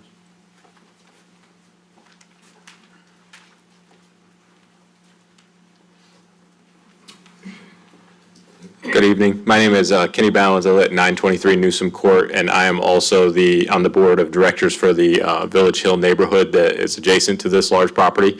I'm here tonight to express concerns just to some of our neighbors over those floodplains back there. We've been fortunate the last couple of years not to have the water come up too close to our houses, but it does get right on the back edge of our properties and come up in as far as my shed in the back. So we are a little concerned about what this development would add. The lesser number of houses does make us feel better about it, but obviously during the construction process, we're certainly going to be crossing our fingers and making sure our flood insurance is paid. Since we are a few properties that are actually in a flood zone in Goochland County, it definitely does concern us. Another thing I would be interested in asking, I'm sure the developer might speak again after we talk, he mentioned water a couple of times, but never went into detail about how the path was going to get there. My understanding is there's only one route, and maybe my understanding is wrong, and I think that route goes through our neighborhood. So no one has reached out to our neighborhood or anyone from our board about what that connection might look like or crossing over our land or any of those types of areas. So I don't know if it's coming from a different route or not. It kind of seemed like that was skipped over a little bit in that presentation. So I would love a little bit more clarity on that. Thank you. Thank you very much. Any other citizens?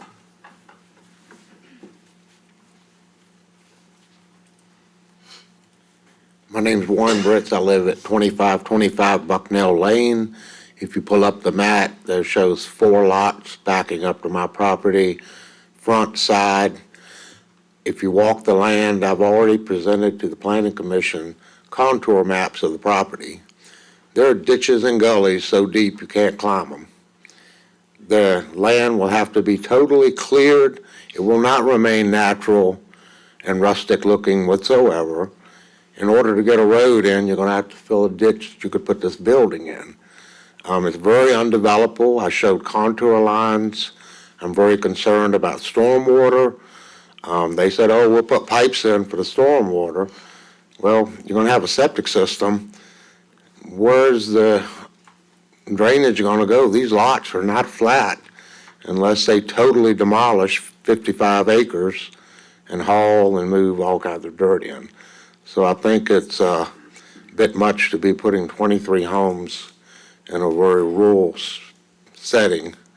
And I hope it's done right if approved, but I hope, like others have said, the county might take another look at it at a later time after some of the other subdivisions become developed. Other people did speak at the Planning Commission also about your concern about roads and traffic on fairgrounds. You've also got the landfill there, you've got the SPCA, so it's gonna be a crowded, there's a hill, there's a curve. We'll wait and see, but I think it's a dangerous intersection. Thank you. Thanks, sir. Any more citizens? Oh. So, I'm Susan Heckel. I live at 2525 Bucknell Lane as well. My interest and my concern all along has been with an enslaved cemetery that is shown on the map. It's a box. You wouldn't know it was there. I happen to do the genealogy behind it. I know it's the Gavin family cemetery. I couldn't begin to tell you where it begins and where it ends, but I bet there's probably about 18 to 20 burials in there. So I'm very concerned that that be protected. I know that law states that an ornate cemetery fence goes around it.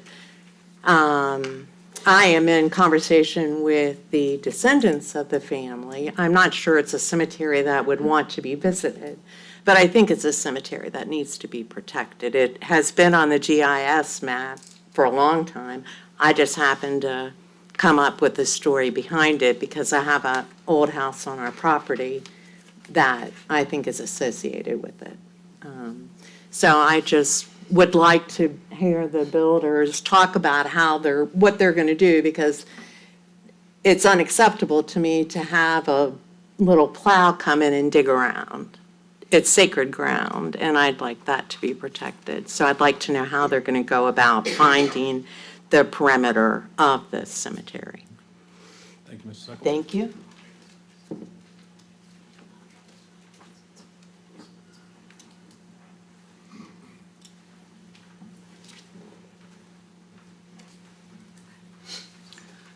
Good evening, Tess O'Neill, 1844 Greenbrier Branch Drive, and I am actually the current president of Greenbrier One Association. One of the questions that I had regarding the provision of county water, will there be a provision in place that should the current Greenbrier One development need additional water, will we be able to tie in to the pipes that will be run for the current, for the proposed development? Because we do have a number of people who are near or adjacent to the new development who already have well problems. Thank you. Thank you. Any more citizens? Okay. Seeing none, I will close the public hearing. Does the applicant wish to respond to anything brought up? I think there were 3 or 4 open questions.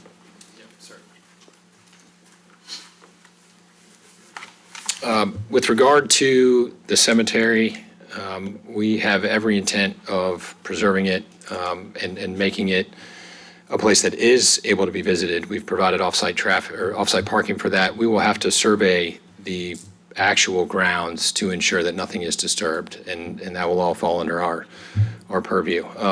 With regard to the septic comments that were made and the topography, these lots are large enough that provide adequate area for us to move a septic around as needed, certainly to protect the health and safety of surrounding property. And because that we are not doing wells on the property, there is no distance, from the water or any specific place we would have to put that in relation to a well. So it provides us flexibility to ensure that the septic systems are not compromising any additional property. The health department will enforce that as well. And then to answer the question regarding the water line, we intend to bring the water line down from Fairground Road. It is going to be an oversized line, and it'll come all the way down from Fairground down Greenbrier Branch Drive to Glebe Road to tie into our subdivision. So I would imagine, and I won't speak for utility, but anyone along that line or any future connectivity that would want to happen would be available at that point. That's it. Thank you very much. Any questions from the board? Just one, Mr. Chairman. And this may be for, I don't know, community development or utilities, but are there property line setback requirements on drain fields for septic? No. I didn't hear that. Nothing within our codes in regards to the setbacks. So a septic there is drain field could go right up to a property line? They can't cross the property line. Now, there are certain Okay. requirements that the health department has, like adjacent to wells or other type things, but that's not within zoning's purview. Okay, thank you. Any other questions or comments from the board? Okay, seeing none. Do we have a motion from the board? Mr. Chairman, I move that the board approve zoning RZ 2024 0001 with proper conditions as presented. Do we have a second? Second. Okay. Any discussion? Yes, Mr. Chair. Mr. Seminar? Yeah, there's a few things that I heard that I'd like to see if the applicant could address that the public brought up. Okay. Can you talk a little bit, there was a concern brought up about the construction process and water runoff during that process. Yep. Yeah, we, as a requirement, and this may be better for my engineer, but as a requirement of development, we are not allowed to provide any additional runoff that is currently happening, but we're bound by the Army Corps of Engineers and DEQ on controlling any runoff from our site. So we will have sediment traps in storm basins preventing any water from flowing off of our site during construction and even after construction. Okay. And then, I thank you for that. The gentleman spoke about the topography and the ability to, I believe in your presentation, you said you're clearing just enough for the homes and the drain fields. Can you address that, please? Yeah, I mean, we have not done, we have, topography shown on the rendering here. These are going to be not flat lots.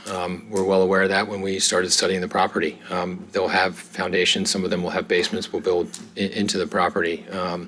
So I mean, I can't really speak to any specific lot and the clearing requirements, but our intent is to preserve as much of the natural forest as possible for these homes.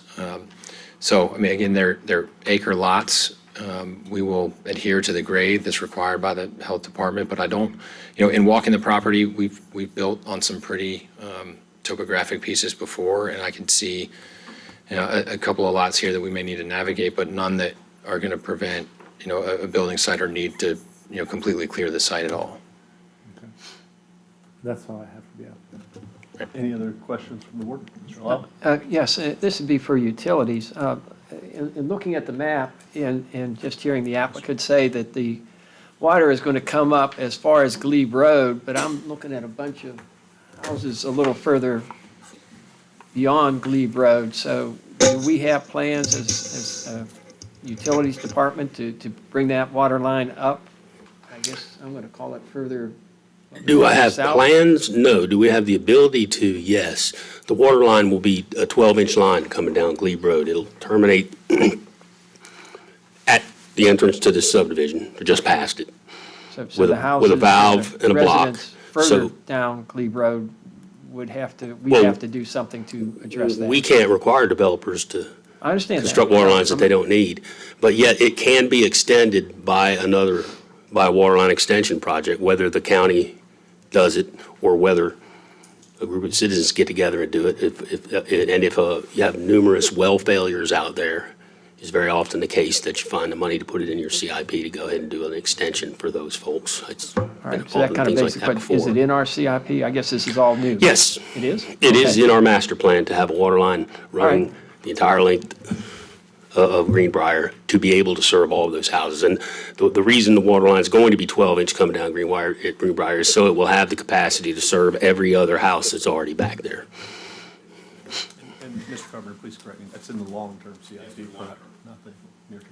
Okay. Sorry.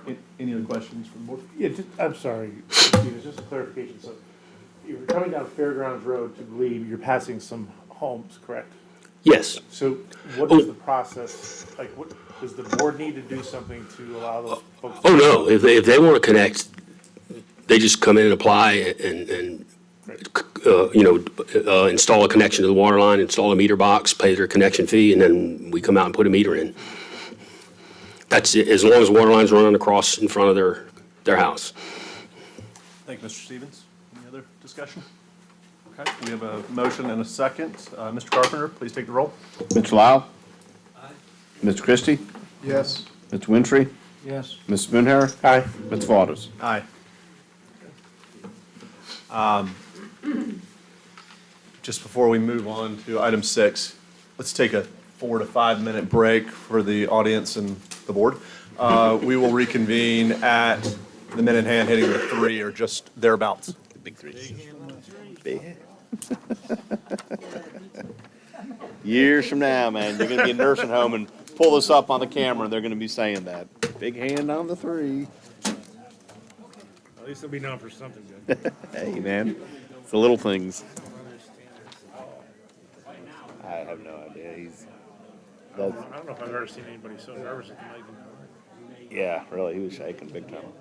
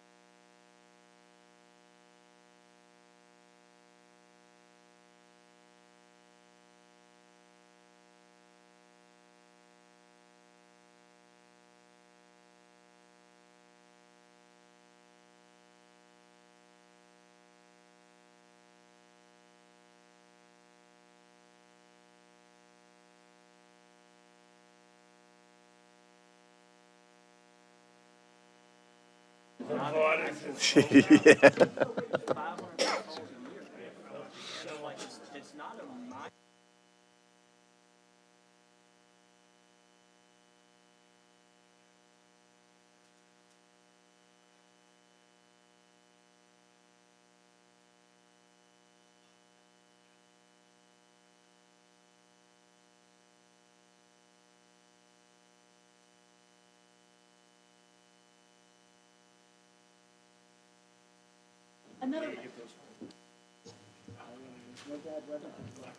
Thank you all. I hope that was a welcome break for a few minutes. We will now reconvene and move on to agenda item 6.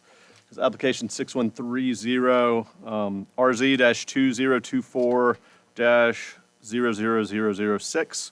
Application by Tuckahoe Lands LLC requesting a proffer amendment to rezoning case RZ-2022-00004 for a left turn lane waiver on 14.298 acres at 12310 River Road. The property is zoned residential limited R1 with proffered conditions. The left turn lane is required by county zoning ordinance, section 15-353, formerly 15-360. The comprehensive plan designates this area as single-family residential medium density. Mr. Ray Cash will present.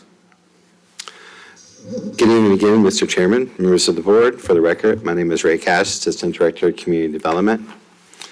As you mentioned, this application is in District 5. It is a rezoning with a proffer amendment specifically for a left turn lane waiver. The property is located in the southeastern portion of the county.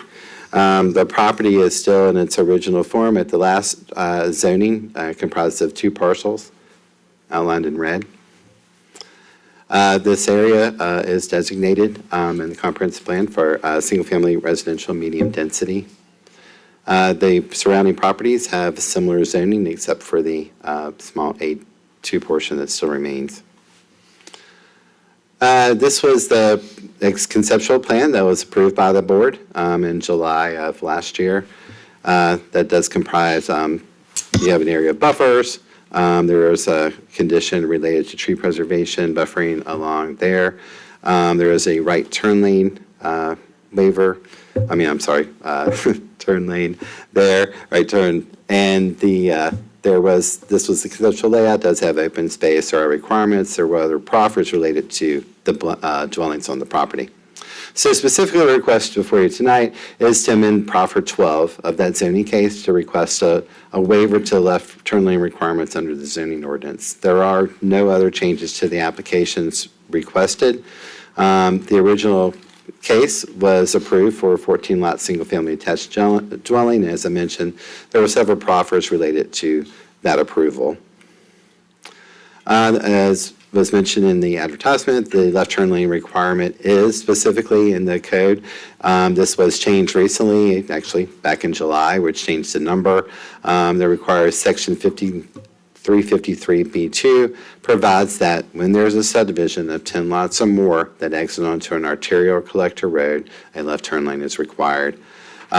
It also provides that in conjunction with the rezoning request to include an amendment, which is before you tonight, the board may waive requirements for the turn lanes.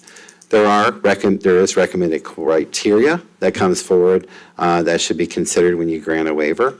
Site distance, road alignment, grade changes, frequency of rear-end crashes along the roadway, specific traffic volume, speed limits, and the capacity analysis of the receiving roadway. There was a community meeting specifically related to this proffer amendment back in April of this year. 10 citizens attended. The comments were really related to the safety and the need of a turn lane for this road. Also, that the consideration of the left turn lane was among the determining factors that came forward with the original approval before this body. The Planning Commission, there was a motion to defeat this motion to approve this request, and it was defeated by a vote of 2-3. So if it comes forward to you, it's a little unusual to have that title. It seems like a backward action, but it comes forward to the board with a recommendation and denial. 3 citizens did speak in opposition to the request, noting the concerns with safety. There's also email comments received against the case concerning safety, traffic, and the left turn lane provision that was considering that it was a basis of the original approval. So staff was requested to go visit the site. Most recently, the 6/18/24 and 6/19, there wasn't a visit during the peak hour traffic time where you're talking 4 p.m. to 6 p.m. Some turn lane movements were done. There's not, as you know, the existing entrance is not located there, so really a turn lane movement was done actually where the Goochland DPU sewer construction has been ongoing into that construction entrance. There's the concern about, was there a delay while trying to make the left turn? Didn't seem to be a delay or a significant queuing of vehicles behind the turning vehicle. Just to have an idea of where the character where this was performed, this is the DPU improvement for where the sewer line goes adjacent to this property actually, and there's currently a construction entrance there that's been serving this project. The there is an existing drive on the property where you see the house here, and that's generally lined up with this other property across the street. And then over here is where the approximate location of the new entrance will be for this project. So these are photos when you're looking for the property. This is, of course, the one on the left is labeled looking east. That's from the existing driveway of the property. And this is looking west from the property, just moved up a little bit, looking west from the existing entrance to the property. So it was provided in your packet and also provided in the public packet and shared the analysis that transportation staff did at the request to see in regards to the turn lane provision for this. When you part of the evaluation, you look at what's the character of the development, what is being proposed here. This is a residential subdivision, and it's expected to not have high volume. There's not anticipated to be high buses, trucks, or trailers. It does have a concept plan that shows there's adequate internal site design. There are 3 private schools in the area that are served by River Road, and anticipate that most of their school activities would be outside of peak hours. There is no speed data available for River Road, but when you observe speed, typically seem to be within plus or minus of the 45-mile speed zone, which would be typical for such a road. River Road itself, throughout its length, is frequented by residential development. So when people drive this type of roadways, you anticipate there will be left turns or other turning movements for the corridor because people are turning into their neighborhoods. Observation and measurements by a variety of resources did show the site distance and the roadway geometry, and it appears they do not affect the ability of this development to make a safe entrance. River Road is classified by both the county and VDOT as a collector. It's a collector road that's designed specifically to serve residential areas, and so turning movements are per the expectation. Again, this is solely an amendment to a proffer to request a turn lane waiver, and staff is available for any questions. Thank you, Mr. Cash. Any questions from the board? Sure. Mr. Cash? I watched most of this from the citizen seats as it was going on, and this has been sort of an extended process, has it not? Yes, sir. I think it started off originally with 17 houses. Planning Commission voted 5-0 to deny that, is that right? Yes, sir. Okay, so it came up to the board, and I guess the best phrase I can use is they chewed on it a bit, and then they sent it back to the Planning Commission.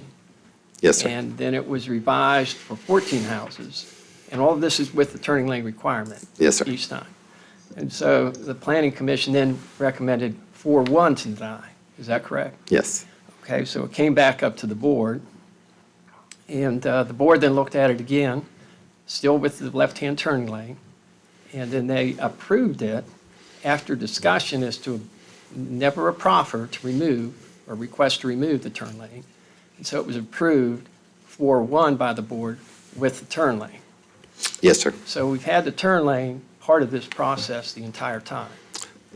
Correct. There was discussion regarding the waiver, but that was withdrawn before the board final action. And so what brings us today, and perhaps the applicant will share this, is a discovery that it's difficult to get the turn lane put in, but their plan was to proceed with this development with the turn lane until they discovered that it was difficult, or I'll even use the word impossible, to put the turn lane in. Is that where we are?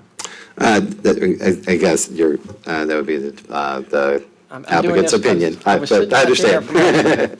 I just want to Yes, make sure sir. my memory is kind of okay. Mhm. So we've had turn lane, turn lane, turn lane, turn lane. Please remove the turn lane. Right, right. As far as case action, yes, sir. All right, so I guess this will be an editorial comment, but I've had a friend of mine say, until we say no, we're going to continue to see people come and make applications and then ask to change the application once it's been approved. So I'm just curious, and I'm certainly looking forward to hearing from the applicant, but turn lane, turn lane, turn lane, turn lane, please remove the turn lane. Yes, sir. Okay. That is the request. Thank you. Mr. Cash, I would just, so we have some Mhm. context, I would say that change, the request for the waiver since the application was approved by the Board of Supervisors has come with considerable discussion with planning, correct?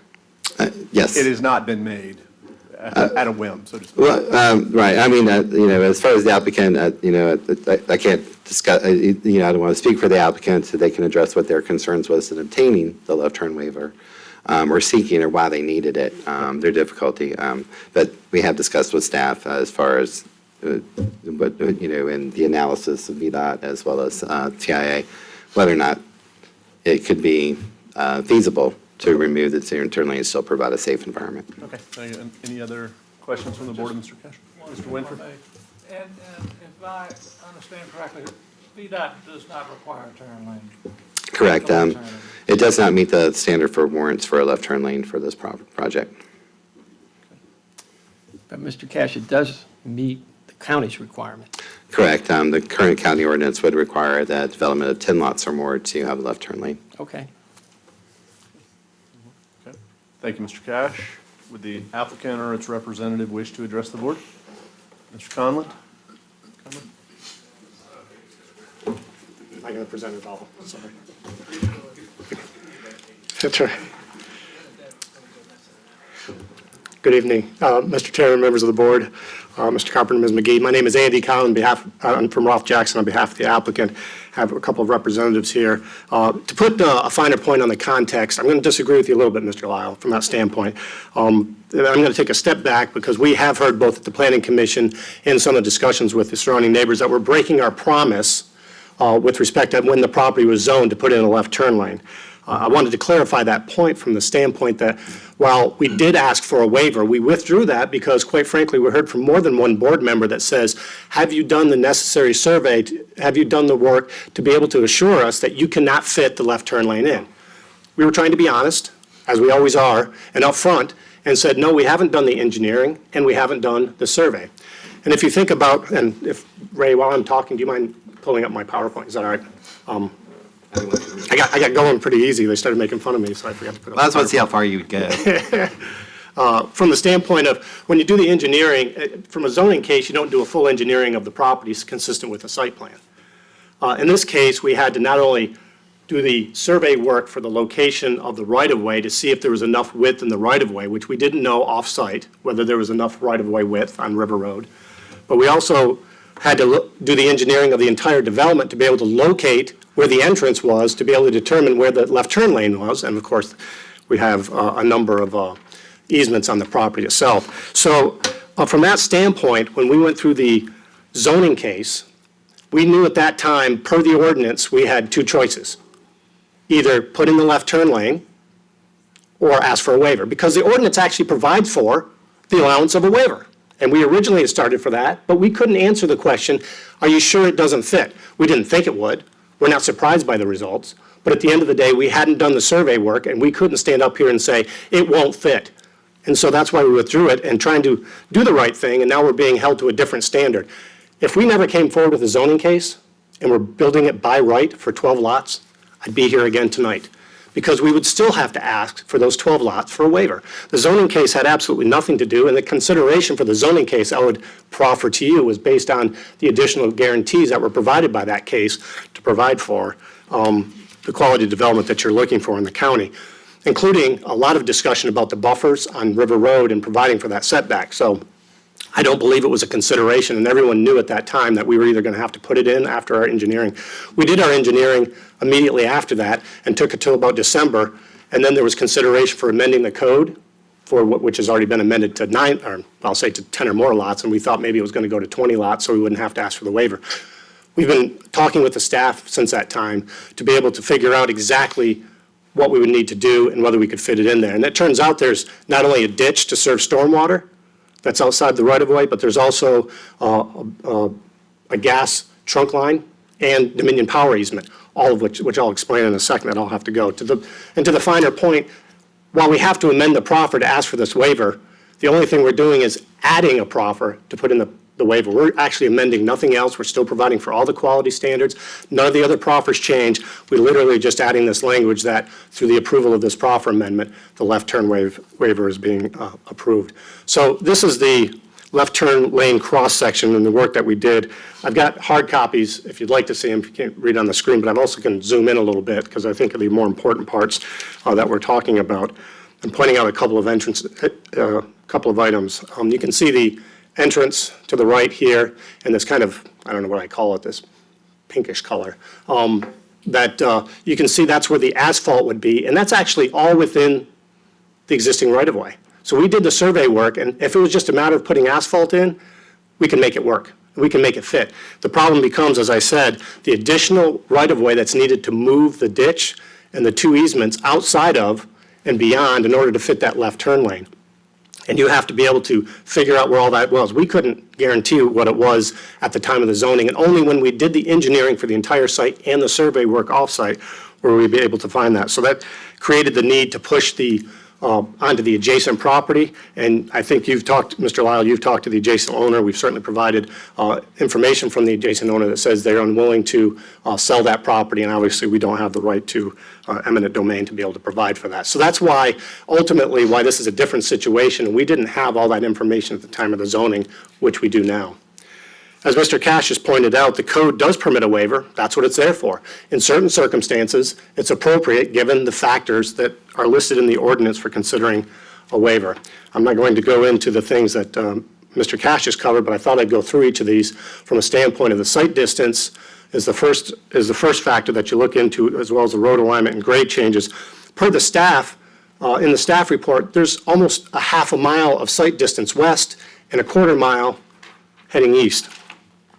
The site distance also says, pursuant to the staff report, the roadway geometry do not impact this development's ability to provide a safe entrance, and River Road as a collector road provides access to residential areas, and turning movements are to be expected.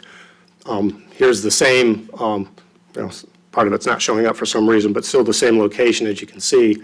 And apparently this slide, for some reason, is not showing the same pictures that they had.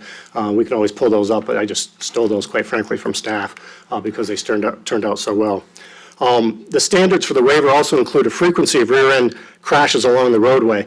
We did a couple things. One is right out of the staff report. They took a look at what is, in essence, 1.7 mile length of corridor on River Road between Blair Road and the county boundary line to the east.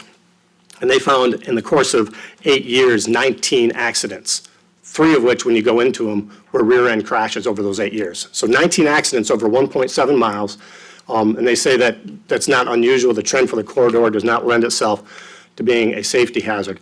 But we took a little closer look in that, and we took a look at the entranceways to the adjacent subdivisions from a standpoint of looking between Rivergate and Randolph Square, so right around our proposed entrance, and we found that there, over the course of 8 years, there were 5 accidents, which included 1 rear end over 8 years, from 2016 to 2024. So in the immediate area, 5 accidents, and then over 1.7 miles, 19 accidents, which includes those 5 accidents that we just talked about. So I think we certainly meet that standard from that standpoint. One of the things, I wasn't quite sure how to deal with traffic volume. I pulled these numbers out of the staff report and the traffic study that we provided. Now, one of the things that was raised as a concern at the Planning Commission was the traffic study that was completed in 2022. We've been working on this project since that time from the rezoning standpoint. As Mr. Lyle pointed out, we started with 17 lots. They actually did the traffic study based on the 17 lots. We never updated it because we dropped it to 14, which means it would have a less of an impact. But we did provide to the county a recent update of that to redo the numbers based on 14 lots. Part of that traffic study did take a look at assumed 2% growth over the course of each year, an annual growth rate. So obviously 3 years equals a 6% total. And that's where they came up with the numbers. Interestingly, we also asked our traffic engineer to take a look at the VDOT numbers. The staff report references a 2022 number, specifically with, a 2021 number of annual average daily trips. So that's a 4,100 annual over 2021, 4,100 trips over the course of each day, over the entire day. In the time frame from 2015 to 2020, it was somewhere between 4,000 and 4,300. So that's been remaining consistent. The only year from going back to 2007 to 2005 was 4,600. It was actually higher in 2005 and 2007 than it is. It went from 4,600 down to 2,100 to 2,300 through 2021. We don't have any, I don't believe we have any recent information from VDOT after 2021. But over the course of those 10 years to 15 years, it actually went down on an annual average daily trips, the number of trips. And obviously VDOT and the county have looked at the River Road. The current traffic can be accommodated, not just from ours, but the overall traffic can be accommodated by River Road and the current improvements. I'd also point out there's limited development in Goochland County on River Road from a standpoint of additional development. I know there's been some discussion about the schools, and we heard that at the Planning Commission. I know when staff went out there in June, obviously schools weren't in session.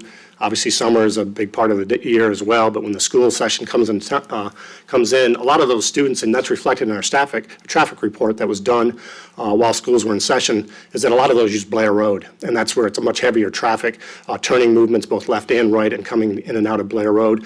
We checked with Collegiate, we checked with other schools. They're requiring their buses. We can't require parents, we can't require students that are driving individually, but buses are not to be on River Road, and certainly from a Collegiate standpoint and for other buses from the other schools that are using Blair Road to go out to Patterson Avenue and avoiding River Road.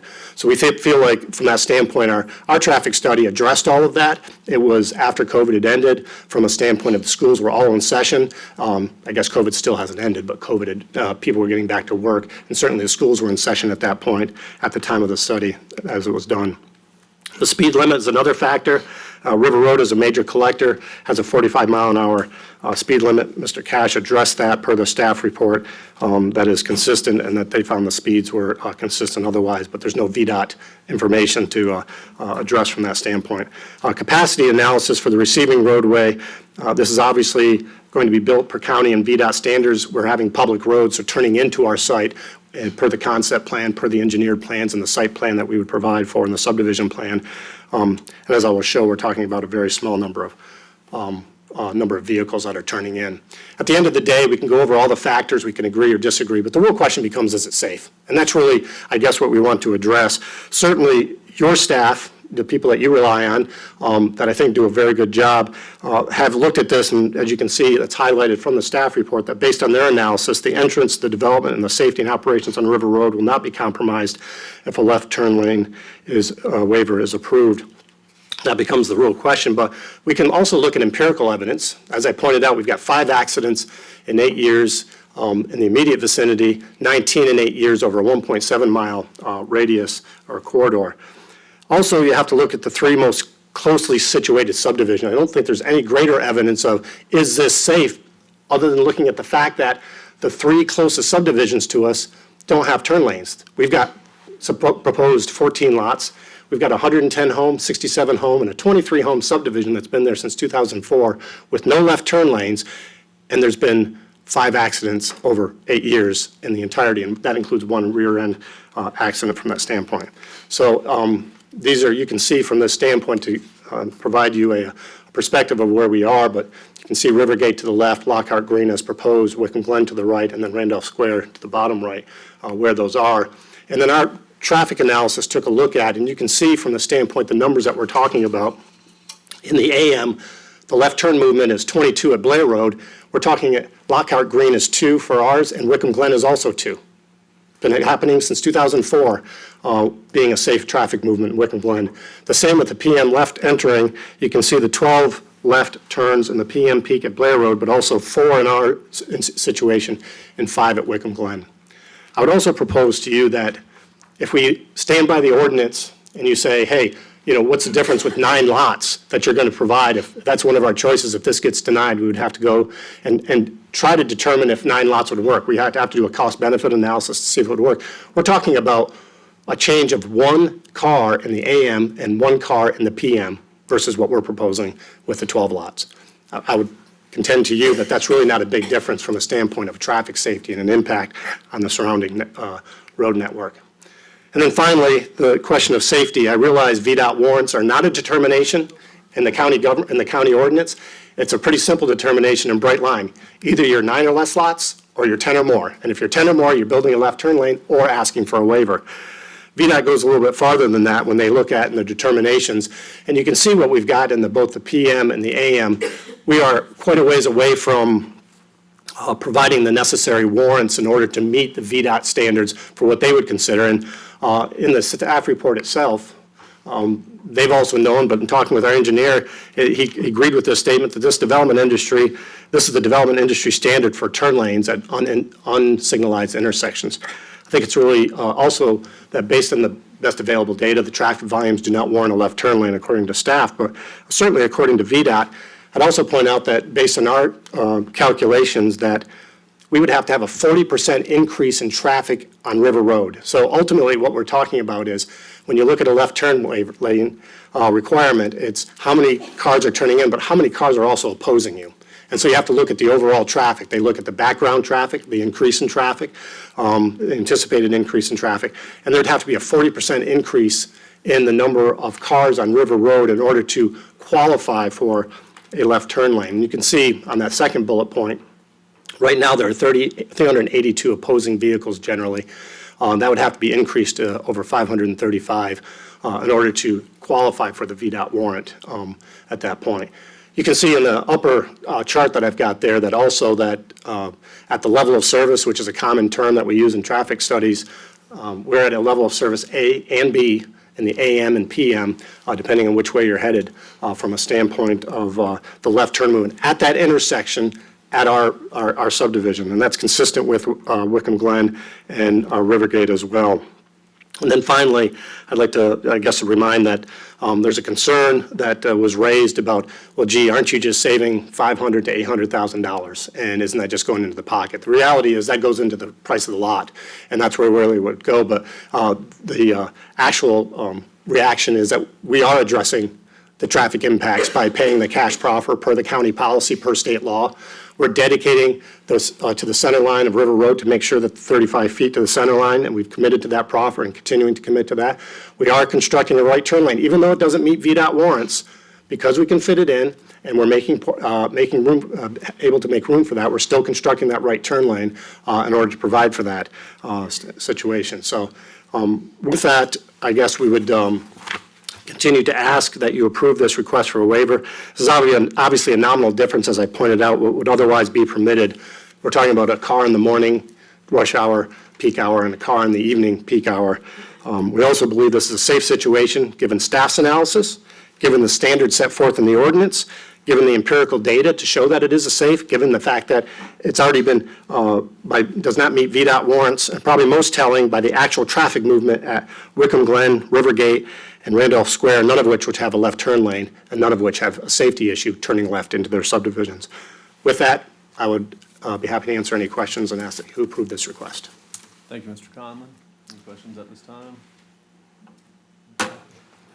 Mr. Conlon, you've been most gracious with your time, and I can't speak for you, but I've enjoyed our conversation. I have too, yes, sir. They've been helpful. Yeah. And I think Thank I've you. shared with you, I'm looking for a way to see how this makes sense, and I'm not there yet. Okay.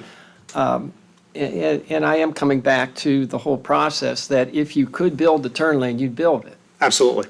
And so it's because you can't that you're asking for the waiver. So It's the physically commitment to impossible. safety, which is one of my prime interests here, I think it's shared. It's a share. I don't want to project onto you, but I'll speak for myself. It is a share. It is a primary motivator here.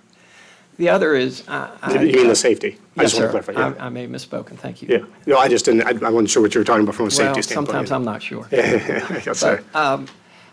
I did take, just because I wanted more exposure to the planning process, I took the class down at VCU that gave me better insight. And one of the takeaways I got is it's called a planning commission, not a approve a waiver commission. Right. And what they're doing is planning for the future. And there is 100 acres down there at the intersection of 6 and Routes and River Road. There's 30 acres down there right at Tuckahoe Creek. Yep.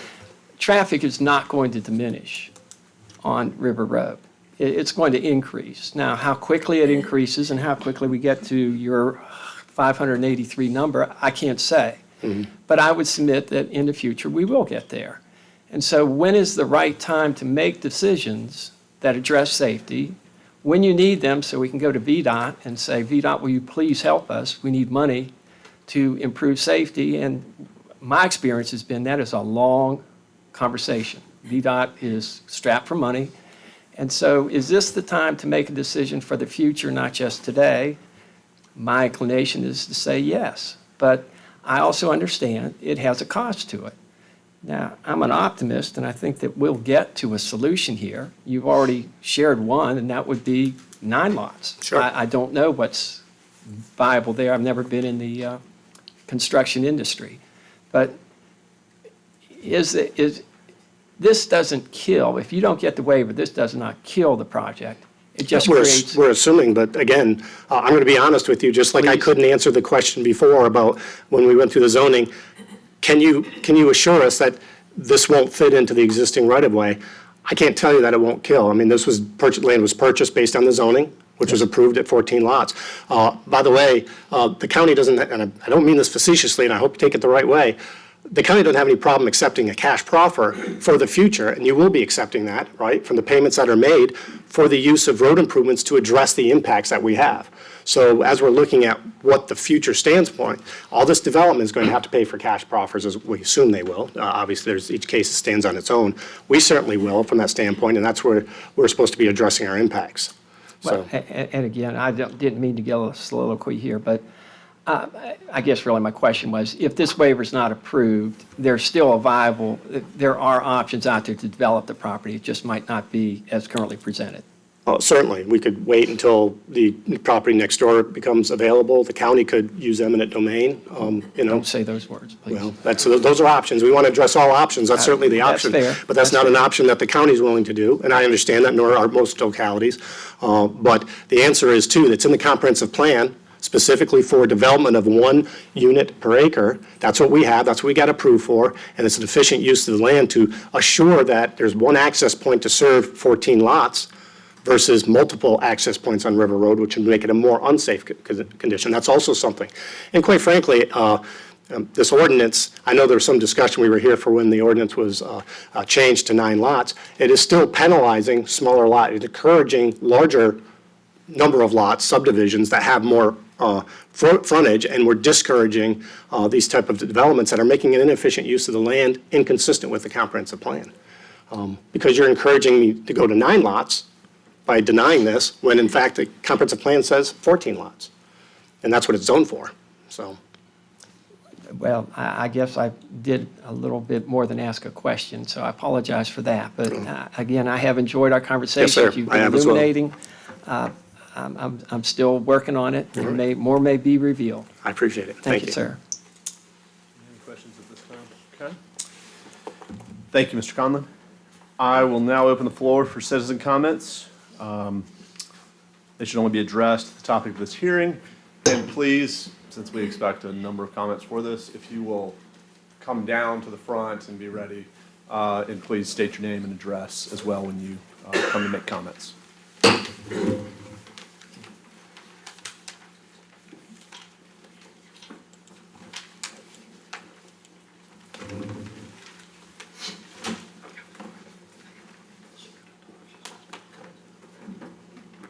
Yes. Is it going to sit there? Someone's got to go first. There we go. Yeah, moving a little slowly lately. I have just a few comments. My name is James O'Hanlon, Ohanlon. We live at 444 Rivergate Drive. We border the north property, the development we're talking about. Before I got in the swing, I was driving 3 grandsons back and forth to swim practice from Rivergate on River Road up to Regency. And I just started an empirical study where I'm counting the cars that's going the other way on me while I'm doing it. And that's about a 4 or 5 minute drive before I get to the light of Gaskins, Gaskins and go north. And I've counted between 19 and 32 vehicles in about 4 minutes past me going the other way. And that's a lot of traffic, and it's all various times during the day.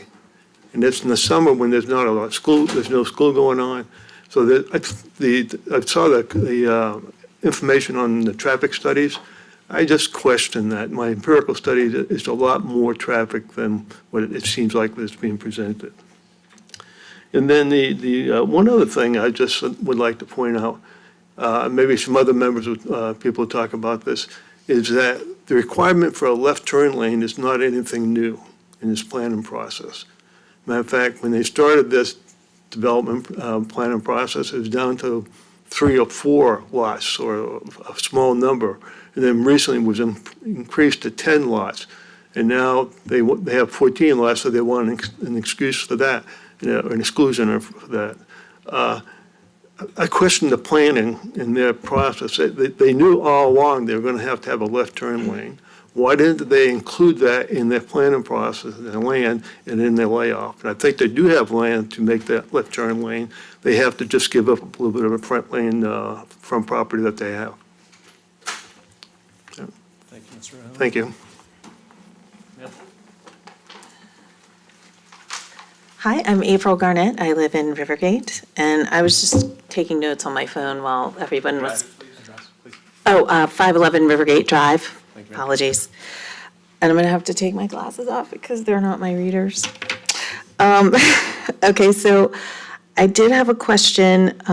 Didn't the Planning Commission recommend to you all to deny the request initially for the development? Wasn't that what was said earlier in the presentation? Ma'am, the board's unfortunately not able to answer questions, so we're just here Oh. to listen and understand your perspective. Okay, well, I thought, Bill, I'll just make it into a comment then. I thought that I heard that that was said a couple of times, that the Planning Commission has never recommended that this go through, and that the board voted for it against the recommendation of the Planning Commission. So when the gentleman who was talking for the development mentioned something about meeting with the Planning Commission and talking about this traffic study, I guess I'm just a little bit confused as to why that is something he sees as his benefit, or that they're somehow, because if they were meeting about that, then why would, and they were okay with it, why did they didn't want to deny even with the left turn lane? So I'm curious about that. Also, I don't know if those accident reports are just car with car, but I can tell you there's a lot of deer on River Road, and at night, it's very hard to see, and I can tell you that in our family, we've had a couple of collisions with deer. So it's just another, I don't know if it's, thought I'd throw that out there as well. He also mentioned, I think in his comments, that the traffic was going down, and they measured it for a certain period of time, but that in 2020 and 2021, that the traffic was decreasing, which I think we all can think that that makes sense because we were all in a pandemic shutdown, lockdown. So yeah, I'm sure traffic was drastically, oh, am I running out of time? Is that what that means? Okay, sorry. I guess, and lastly is, as a mother, and I know if there's not 3 schools, there's 4 now because it's St. Gertrude's, Benedictine, Collegiate, and St. Catherine's both have athletic fields. You have a lot of young drivers, a lot of inexperienced drivers who are also driving their younger siblings because the first one gets their driver's license and now mom isn't picking up and driving them all to the athletic fields.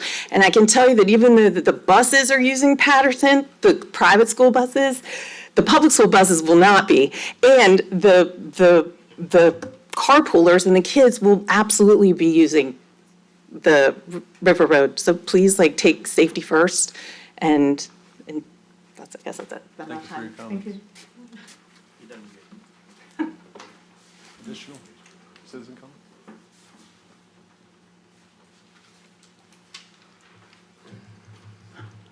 Hi, thank you for being here tonight. I'm Mike Decker. I live at 324 Wickham Glen Drive. I'm a physician, well, at least I used to be. I grew up in a small town in Indiana, and we all had to take industrial arts. And our machine shop teacher, Mr. Piper, had a sign above his desk, "Don't start vast projects with half-assed ideas." And I think this is what this absolutely is. If they didn't do the engineering first and spend all the money making plans for lots and how to do it and how to make money and how to push things through the board, I think that's kind of backwards. I think you do your homework first, you decide what you can do, you decide what the property will support, and then you do it. And when you're turned down, you don't come and say, well, the traffic isn't that much, because I live there and I know the traffic is that much. I know there's a lot of development in West Creek, and there are huge condo buildings there, and they come down Blair Road, and they're going to be coming right by there. So I think to say it's not going to work, it's not financially feasible, that isn't what we should be here for. We should be here for what's right. We have passed laws, we have regulations, and we should follow them. If they started a vast project with a half-assed idea, it's too bad. They get a low grade, just like I would have gotten in machine shop. So I ask that you turn this down. Thank you, Dr. Decker.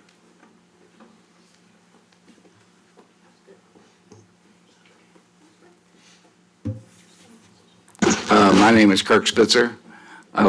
My wife and I live at 13296 Beckford Lane in Rivergate. We've been property owners in Goochland since '01. I served on the Goochland County Economic Development Authority from 2013 to 2017. I learned a lot about the county in those 4 years, working with then Becky Dixon when she was county manager. I support sound and properly designed economic development for the good of all. And we love living in Goochland. We've loved it ever since. My good friend Virgil Hazlett said he disowned me when I left Enrico, but that's too bad, because he didn't have the acreage and the woods and the things that you all have. Already mentioned the addition of the schools. The last time I spoke here was the turn lane issue in Tuckahoe Pines. And I came before you and asked that a right-hand turn be mandated for those folks coming out of there onto Patterson. My concern was using the Patterson exit in our neighborhood, especially senior citizens. The traffic coming off the hill is pretty voluminous. And there is now a right-hand turn lane. There are people that don't abide by it, but for the most part, I think most people do. And so far, we've not had an incident. What I didn't want to have happen was a major crash right in front of our gate with those folks, and so that was a safety issue that was done correctly. So I don't know that my comments made a big difference one way or the other, but as you know, the turn lane's there and it's worked well.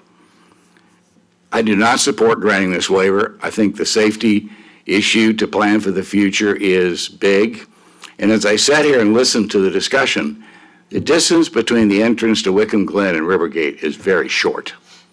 This is going to be an additional entrance in a very short distance. I don't know what the mileage is, but I bet it's like 3/10 of a mile.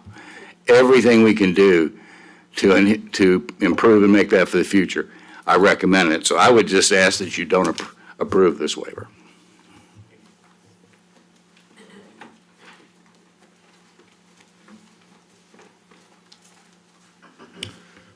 Mr. Chairman, members of the board, I'm George Mahoney. I live at 325 Wickham Glen Drive. I'm a member of the board of the Wickham Glen Community Association, and you'll be happy to hear that I have only a few brief comments in addition to the written comments that we filed earlier. I have to say that we've been surprised by the citations to VDOT and by the fact that the staff seems to be in favor of granting this waiver. A year ago, when this development was before the board the last time, the developer was requesting the very same waiver that he is requesting today. But the staff never agreed to it. The staff never backed off the ordinance requirements. And the staff prevailed. Ultimately, the board here prevailed. And the developer, of course, agreed to the left turn lane. It's hard to understand the change in position from a year ago to today, except maybe just to grant a special favor to the developer. And as for VDOT, as I understand it, VDOT was against putting a traffic light in for the intersection between West Broad and 288. And then people started dying there. So that's an outcome that we're all trying to avoid here.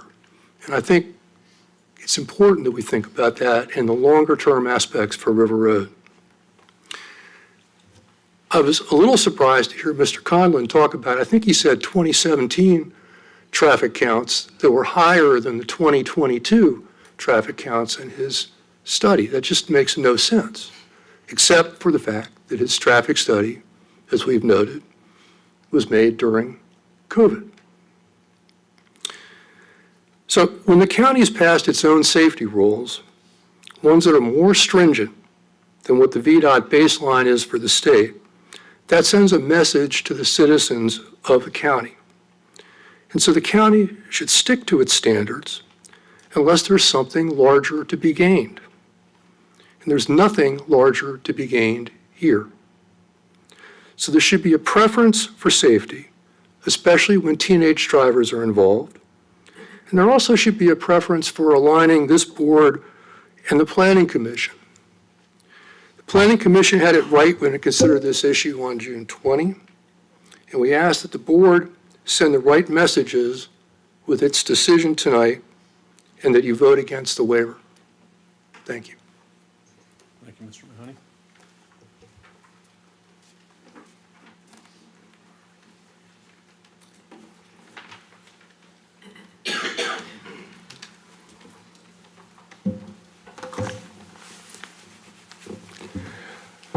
I'm Ted Linhart, 13282 Kelston Court in Rivergate. And the evening is late, and I'm sure we all want to go home. I'm lost. Statistics, traffic studies, minutia. Gentlemen and ladies,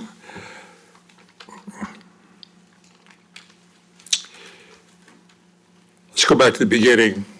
The Lockhart family, who owns this land and the land beside it, different parts of the family, but the family, wanted to do a development to bring water and sewer to their property and get some return on their land. Great. We're all in favor of that. The thing stopping the left turn lane from being built is the fact they can't acquire the land because the other family members won't sell it to them. Well, as far as I'm concerned, this isn't any of our problem, and it's certainly not your problem. Now, I may have my facts wrong, but the land exists. The developer cannot acquire it. They won't sell it to him. I've heard this referred to as a hardship. Well, gentlemen, it is simply not true. As I have adamantly told you before in my 5th appearance here, this body's job is not to ensure that developers make their desired profit on their return by not abiding by your rules and our comprehensive plan as citizens of this county. We've already modified setbacks, density, lot sizes, buffer depth, turn lanes. Gentlemen, I side with our supervisor, Mr. Lyle, and at some point in time, we've got to put a ramrod down our back and grow appendages and just say, enough is enough. You know, we want orderly development in a county that has a rural character, and we're going to stop some development that is just because of the profit margin. Now, I like Andy very much. He's a good friend of mine. He's done a lot of work for me. But this one we disagree on. It's time to put the foot down and say, no, We're simply not going to do it. Enough is enough. Build your 12 houses and not come back. Build your 9. If you want 14, abide by what we told you previously. Thank you. Thank you, Mr. Lenhart.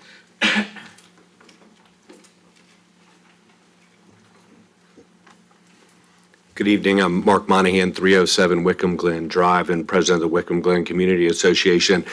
I would just like to reiterate and thank Mr. Mahoney for all the hard work that he's done in outlining our opposition to this waiver. I would also like to point out that Randolph Square does have a left-hand turn lane into their development as you're heading west just after you cross the bridge. Thank you.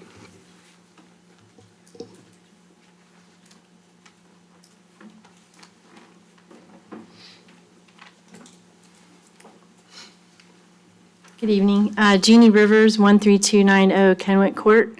I live there with my husband.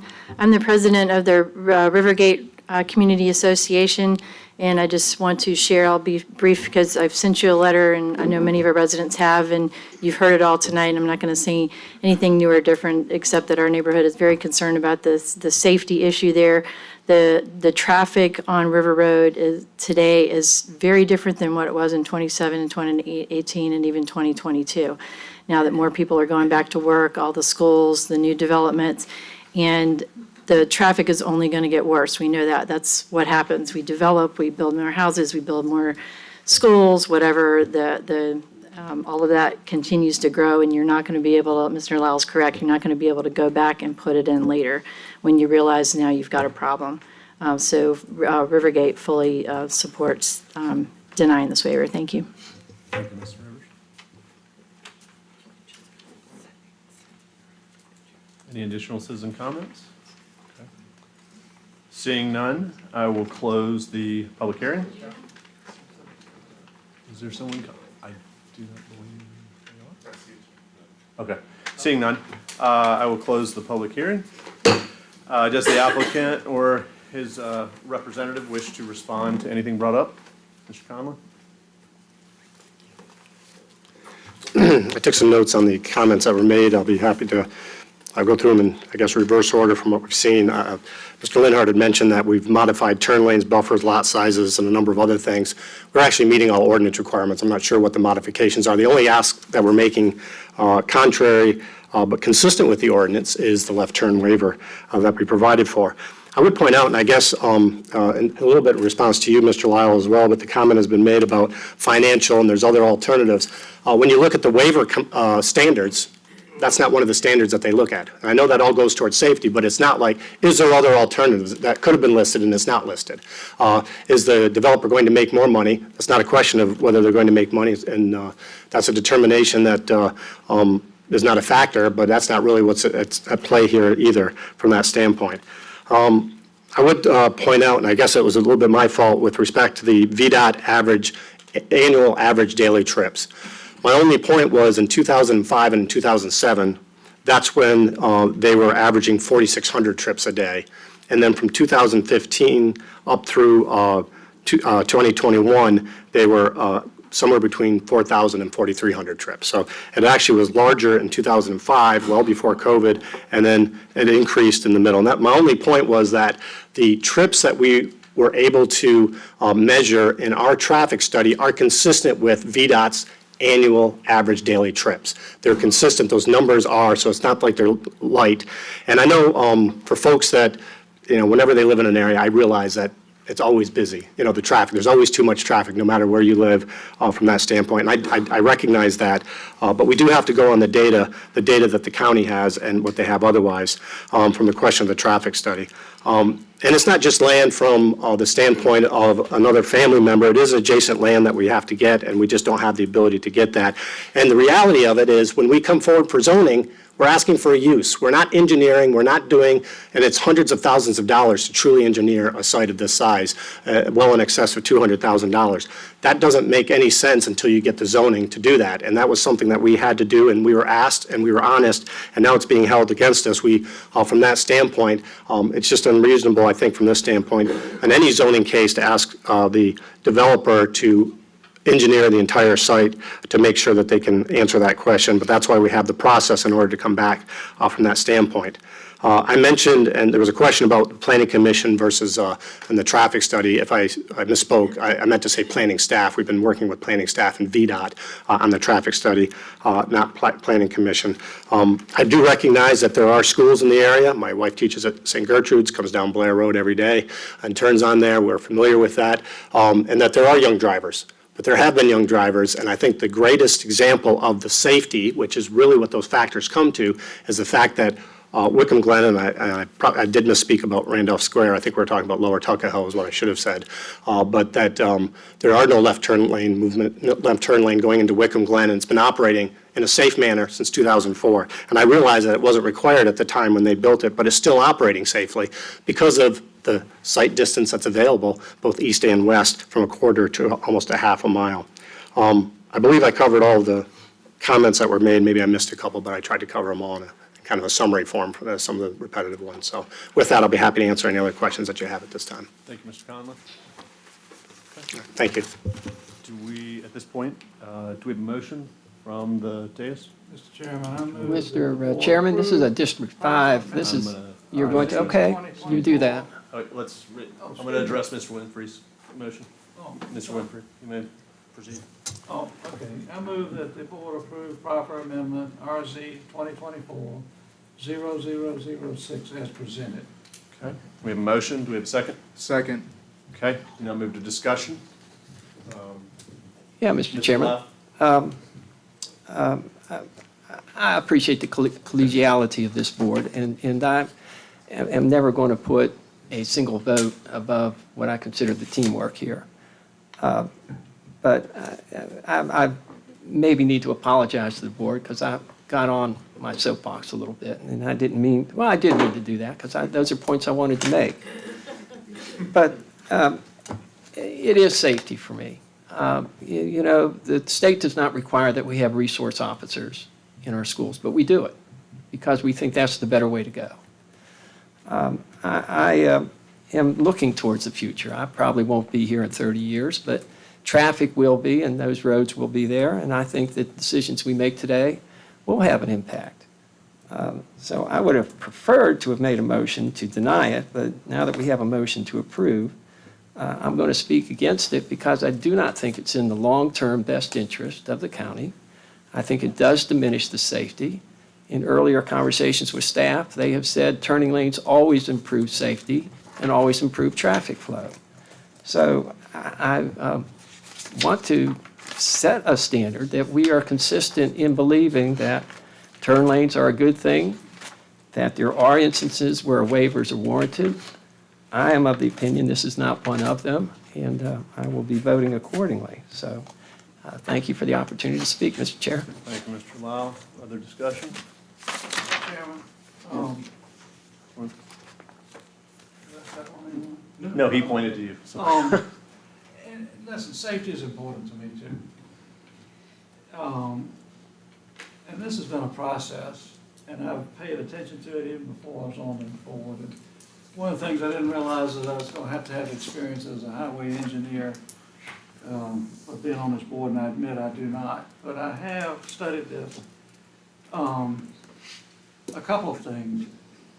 I do believe that this subdivision will be developed with at least 9 lots. So when I look at the safety issue here, I say, what is the difference between 9 lots and 14 lots, and that's 5 lots, and is that going to really affect the safety issue to a significant degree? And I have a hard time thinking that it does. I view it as a sort of a drop in the bucket, and that's my opinion, and that's just how I feel. I do feel that the real safety problem or safety issue that we should be concerned is the rest of the traffic that's on the road, not the traffic that's added by these 14 lots or 9 lots or whatever it is. But if, in fact, we have a safety issue, which I've been led to believe that, you know, statistics prove that there have been very few accidents here. But, you know, look at, you know, what we can do, what can we do to improve safety with other measures. You know, we could take a look at the speed limit. I don't know, you know, just thinking of speed bumps or something like that. You can't You couldn't do that on River Road, I'm sure. The one other thing that was brought out, and I think is a good thing to pay attention to, is that they are going to put in a right turn lane. And I think with that, and I was looking at the drawing, it makes for a very nice, safe entrance into that subdivision. It's a wide entrance. It's not a driveway off of River Road. It's a nice, wide, formal entrance that's going to have plenty of space, and it's going to be a safe entrance, I believe. The other thing, and we had some of our staff go out and spend time, and I've driven it myself.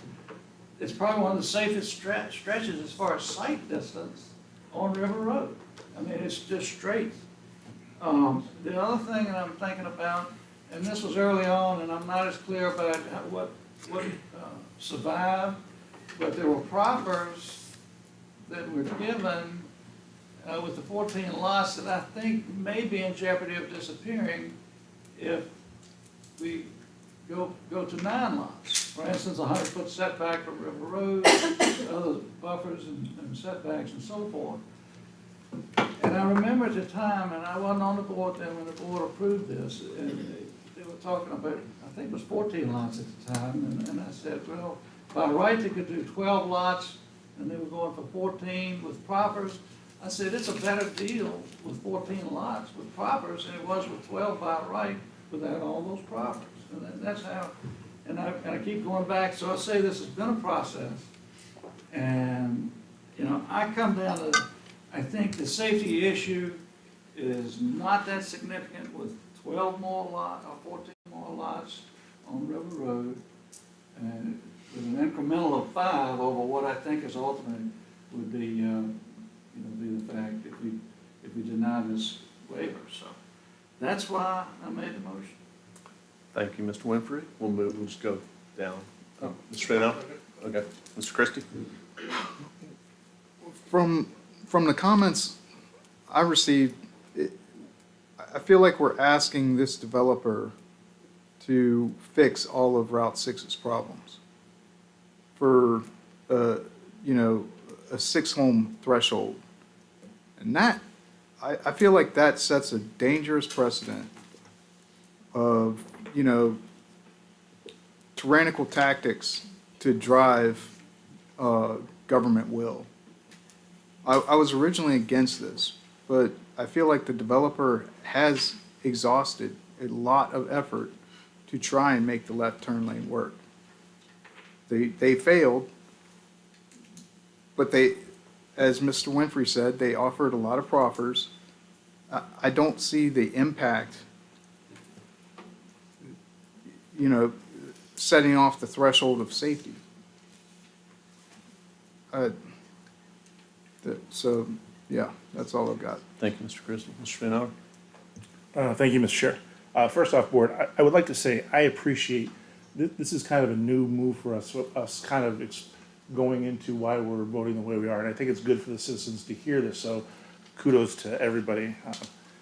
Man, I've got a lot to say about this. Some of it I'll probably have to keep in my quiet voice.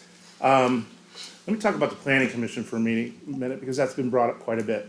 Our planning commissions operate differently, and I'm sure that you've seen that in your class, Mr. Lau. Our planning commission serves a great function. Our planning commission is where our applicants are able to go and to vet the process and understand where the application is looking at. And there are, I can't count how many times that the board has had a different decision than the planning commission, both for and against. And one of the great values that the planning commission offers is that we typically get better projects by the time they come here. And that is exactly what happened in the case of this turn lane. It is, I'm gonna tell you from my side of the dais when this is going through, but your recollection was very good. And it was interesting to hear from what the thoughts were from that side. But from the inside baseball, the waiver was always there. The waiver was there the whole time up until the Friday before in the afternoon in my office when I got the phone call and talking about the case. And what, do you have any concerns that we could address? And I said, yes. I said, I would really think that this would be a much more appropriate project if there was a turn lane. But I'll be honest, it had nothing to do with safety. That's a very safe corridor. If I had that corridor in District 2, it'd be a super speedway, because we don't have that type of corridor. When the case came to us a few days later, there was the turn lane. So again, safety is my number one priority, but my number two thing is Mr. Winfrey talked about getting on this board and realizing you wear some different hats. Transportation and infrastructure winds up being something that is in my bailiwick all of a sudden. So if I can get improved infrastructure at any project, I'm going to try to do that. Was it a showstopper for me at the time? Absolutely not. I would have approved the project because I felt it was safe, and I still feel it's safe. The decisioning factor to me was y'all are getting a better project because you had more homes.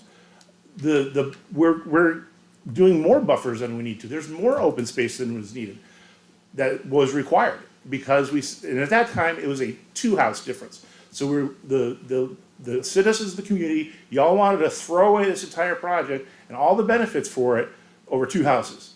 Well, now it's 6 houses. So I do feel this is a very safe road. Of course, I would love to have the left-hand turn lane. It's not a showstopper for me. The other thing I'll say is 2 citizens today said, we're doing this for a favor to the developer or to increase profits. That is ignorant of the facts, and it's insulting. So I've never made a decision based on profit proffers. I don't even pay attention to that. I make a decision on what's the right thing for the county long-term and what's going to benefit this entire community. Thank you, Mr. Chair. Thank you, Mr. Spoonhour. If no one else has comments, I'm going to make a few real quick. I just point to one thing, because we have ordinances that we passed, and we have some coming up. It would be a very different situation if we were drawing a long black line in these ordinances and saying there's no wiggle room. The ordinances get passed because we put waiver provisions in them.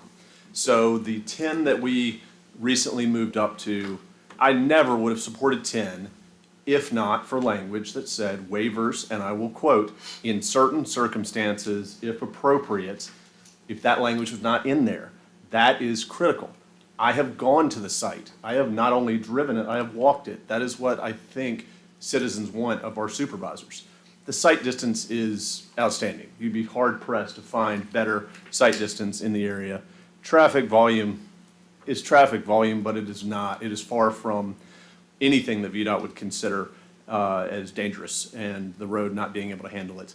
And that directly applies to rear-end crashes. So those points that were laid out, this does meet the requirements for a waiver, or at least makes a waiver justifiable. So I just want to stress that we call Goochland unique exactly for cases like this. All of our cases are unique because we have the right as elected officials to think through all the facts as presented and as we've questioned and as we've asked the applicant to go back and forth with us to reach decisions that make sense. It would be we could use AI to do this if it were black and white and that was it. We have a unique county. I do think that this is going to be an exceptional project, and it's going to beautify River Road. It's not going to put a strain on the area or traffic or safety. And so we will, with that, I will ask Mr. Carpenter to take the roll. Mr. Chairman, I just want to say thank you. I mean, I really, each of us up here, I think, has really expressed heartfelt and insightful. These are not reactive. These are responsive. And so I so appreciate working with you guys. And I appreciate that we're going to have differences of opinions. I tell my brother all the time, I could agree with you, but then we'd both be wrong. So this is an incident where I'm not going to agree with you guys. But I sincerely appreciate the conversation, the discussion, and all that's gone on. And looking forward to the next 3.5 years. So thank you, sir. Thank you, Mr. Lyle, and all the supervisors. With no further discussion, Mr. Carpenter, please take the roll. Mr. Winfrey? Yes. Mr. Christie? Yes. Mr. Lyle? No. Mr. Spoonhour? Yes. Mr. Waters? Yes. And Mr. Lyle, I thank you too. With us having completed the agenda, the Board of Supervisors will adjourn as follows. First, to a Saturday, August 24th, 20. Started thinking it just disappeared. If you could just hold for just 1 second so I can finish the comments. The board will adjourn to Saturday, August 24th, 2024 at 9 a.m. Board of Supervisors and Economic Development Authority retreat at Central and Educational Center, 2748 Dogwood Road. Meeting is open to the public. On Tuesday, September 3rd, 2024, we have an afternoon transportation work session, time to be determined. And finally, on Tuesday, September 3rd, 2024, we have our regular business meeting for the board. And 6 p.m., we have public hearings. The meeting is open to the public. Thank you very much for your time and to all the applicants, and we are adjourned.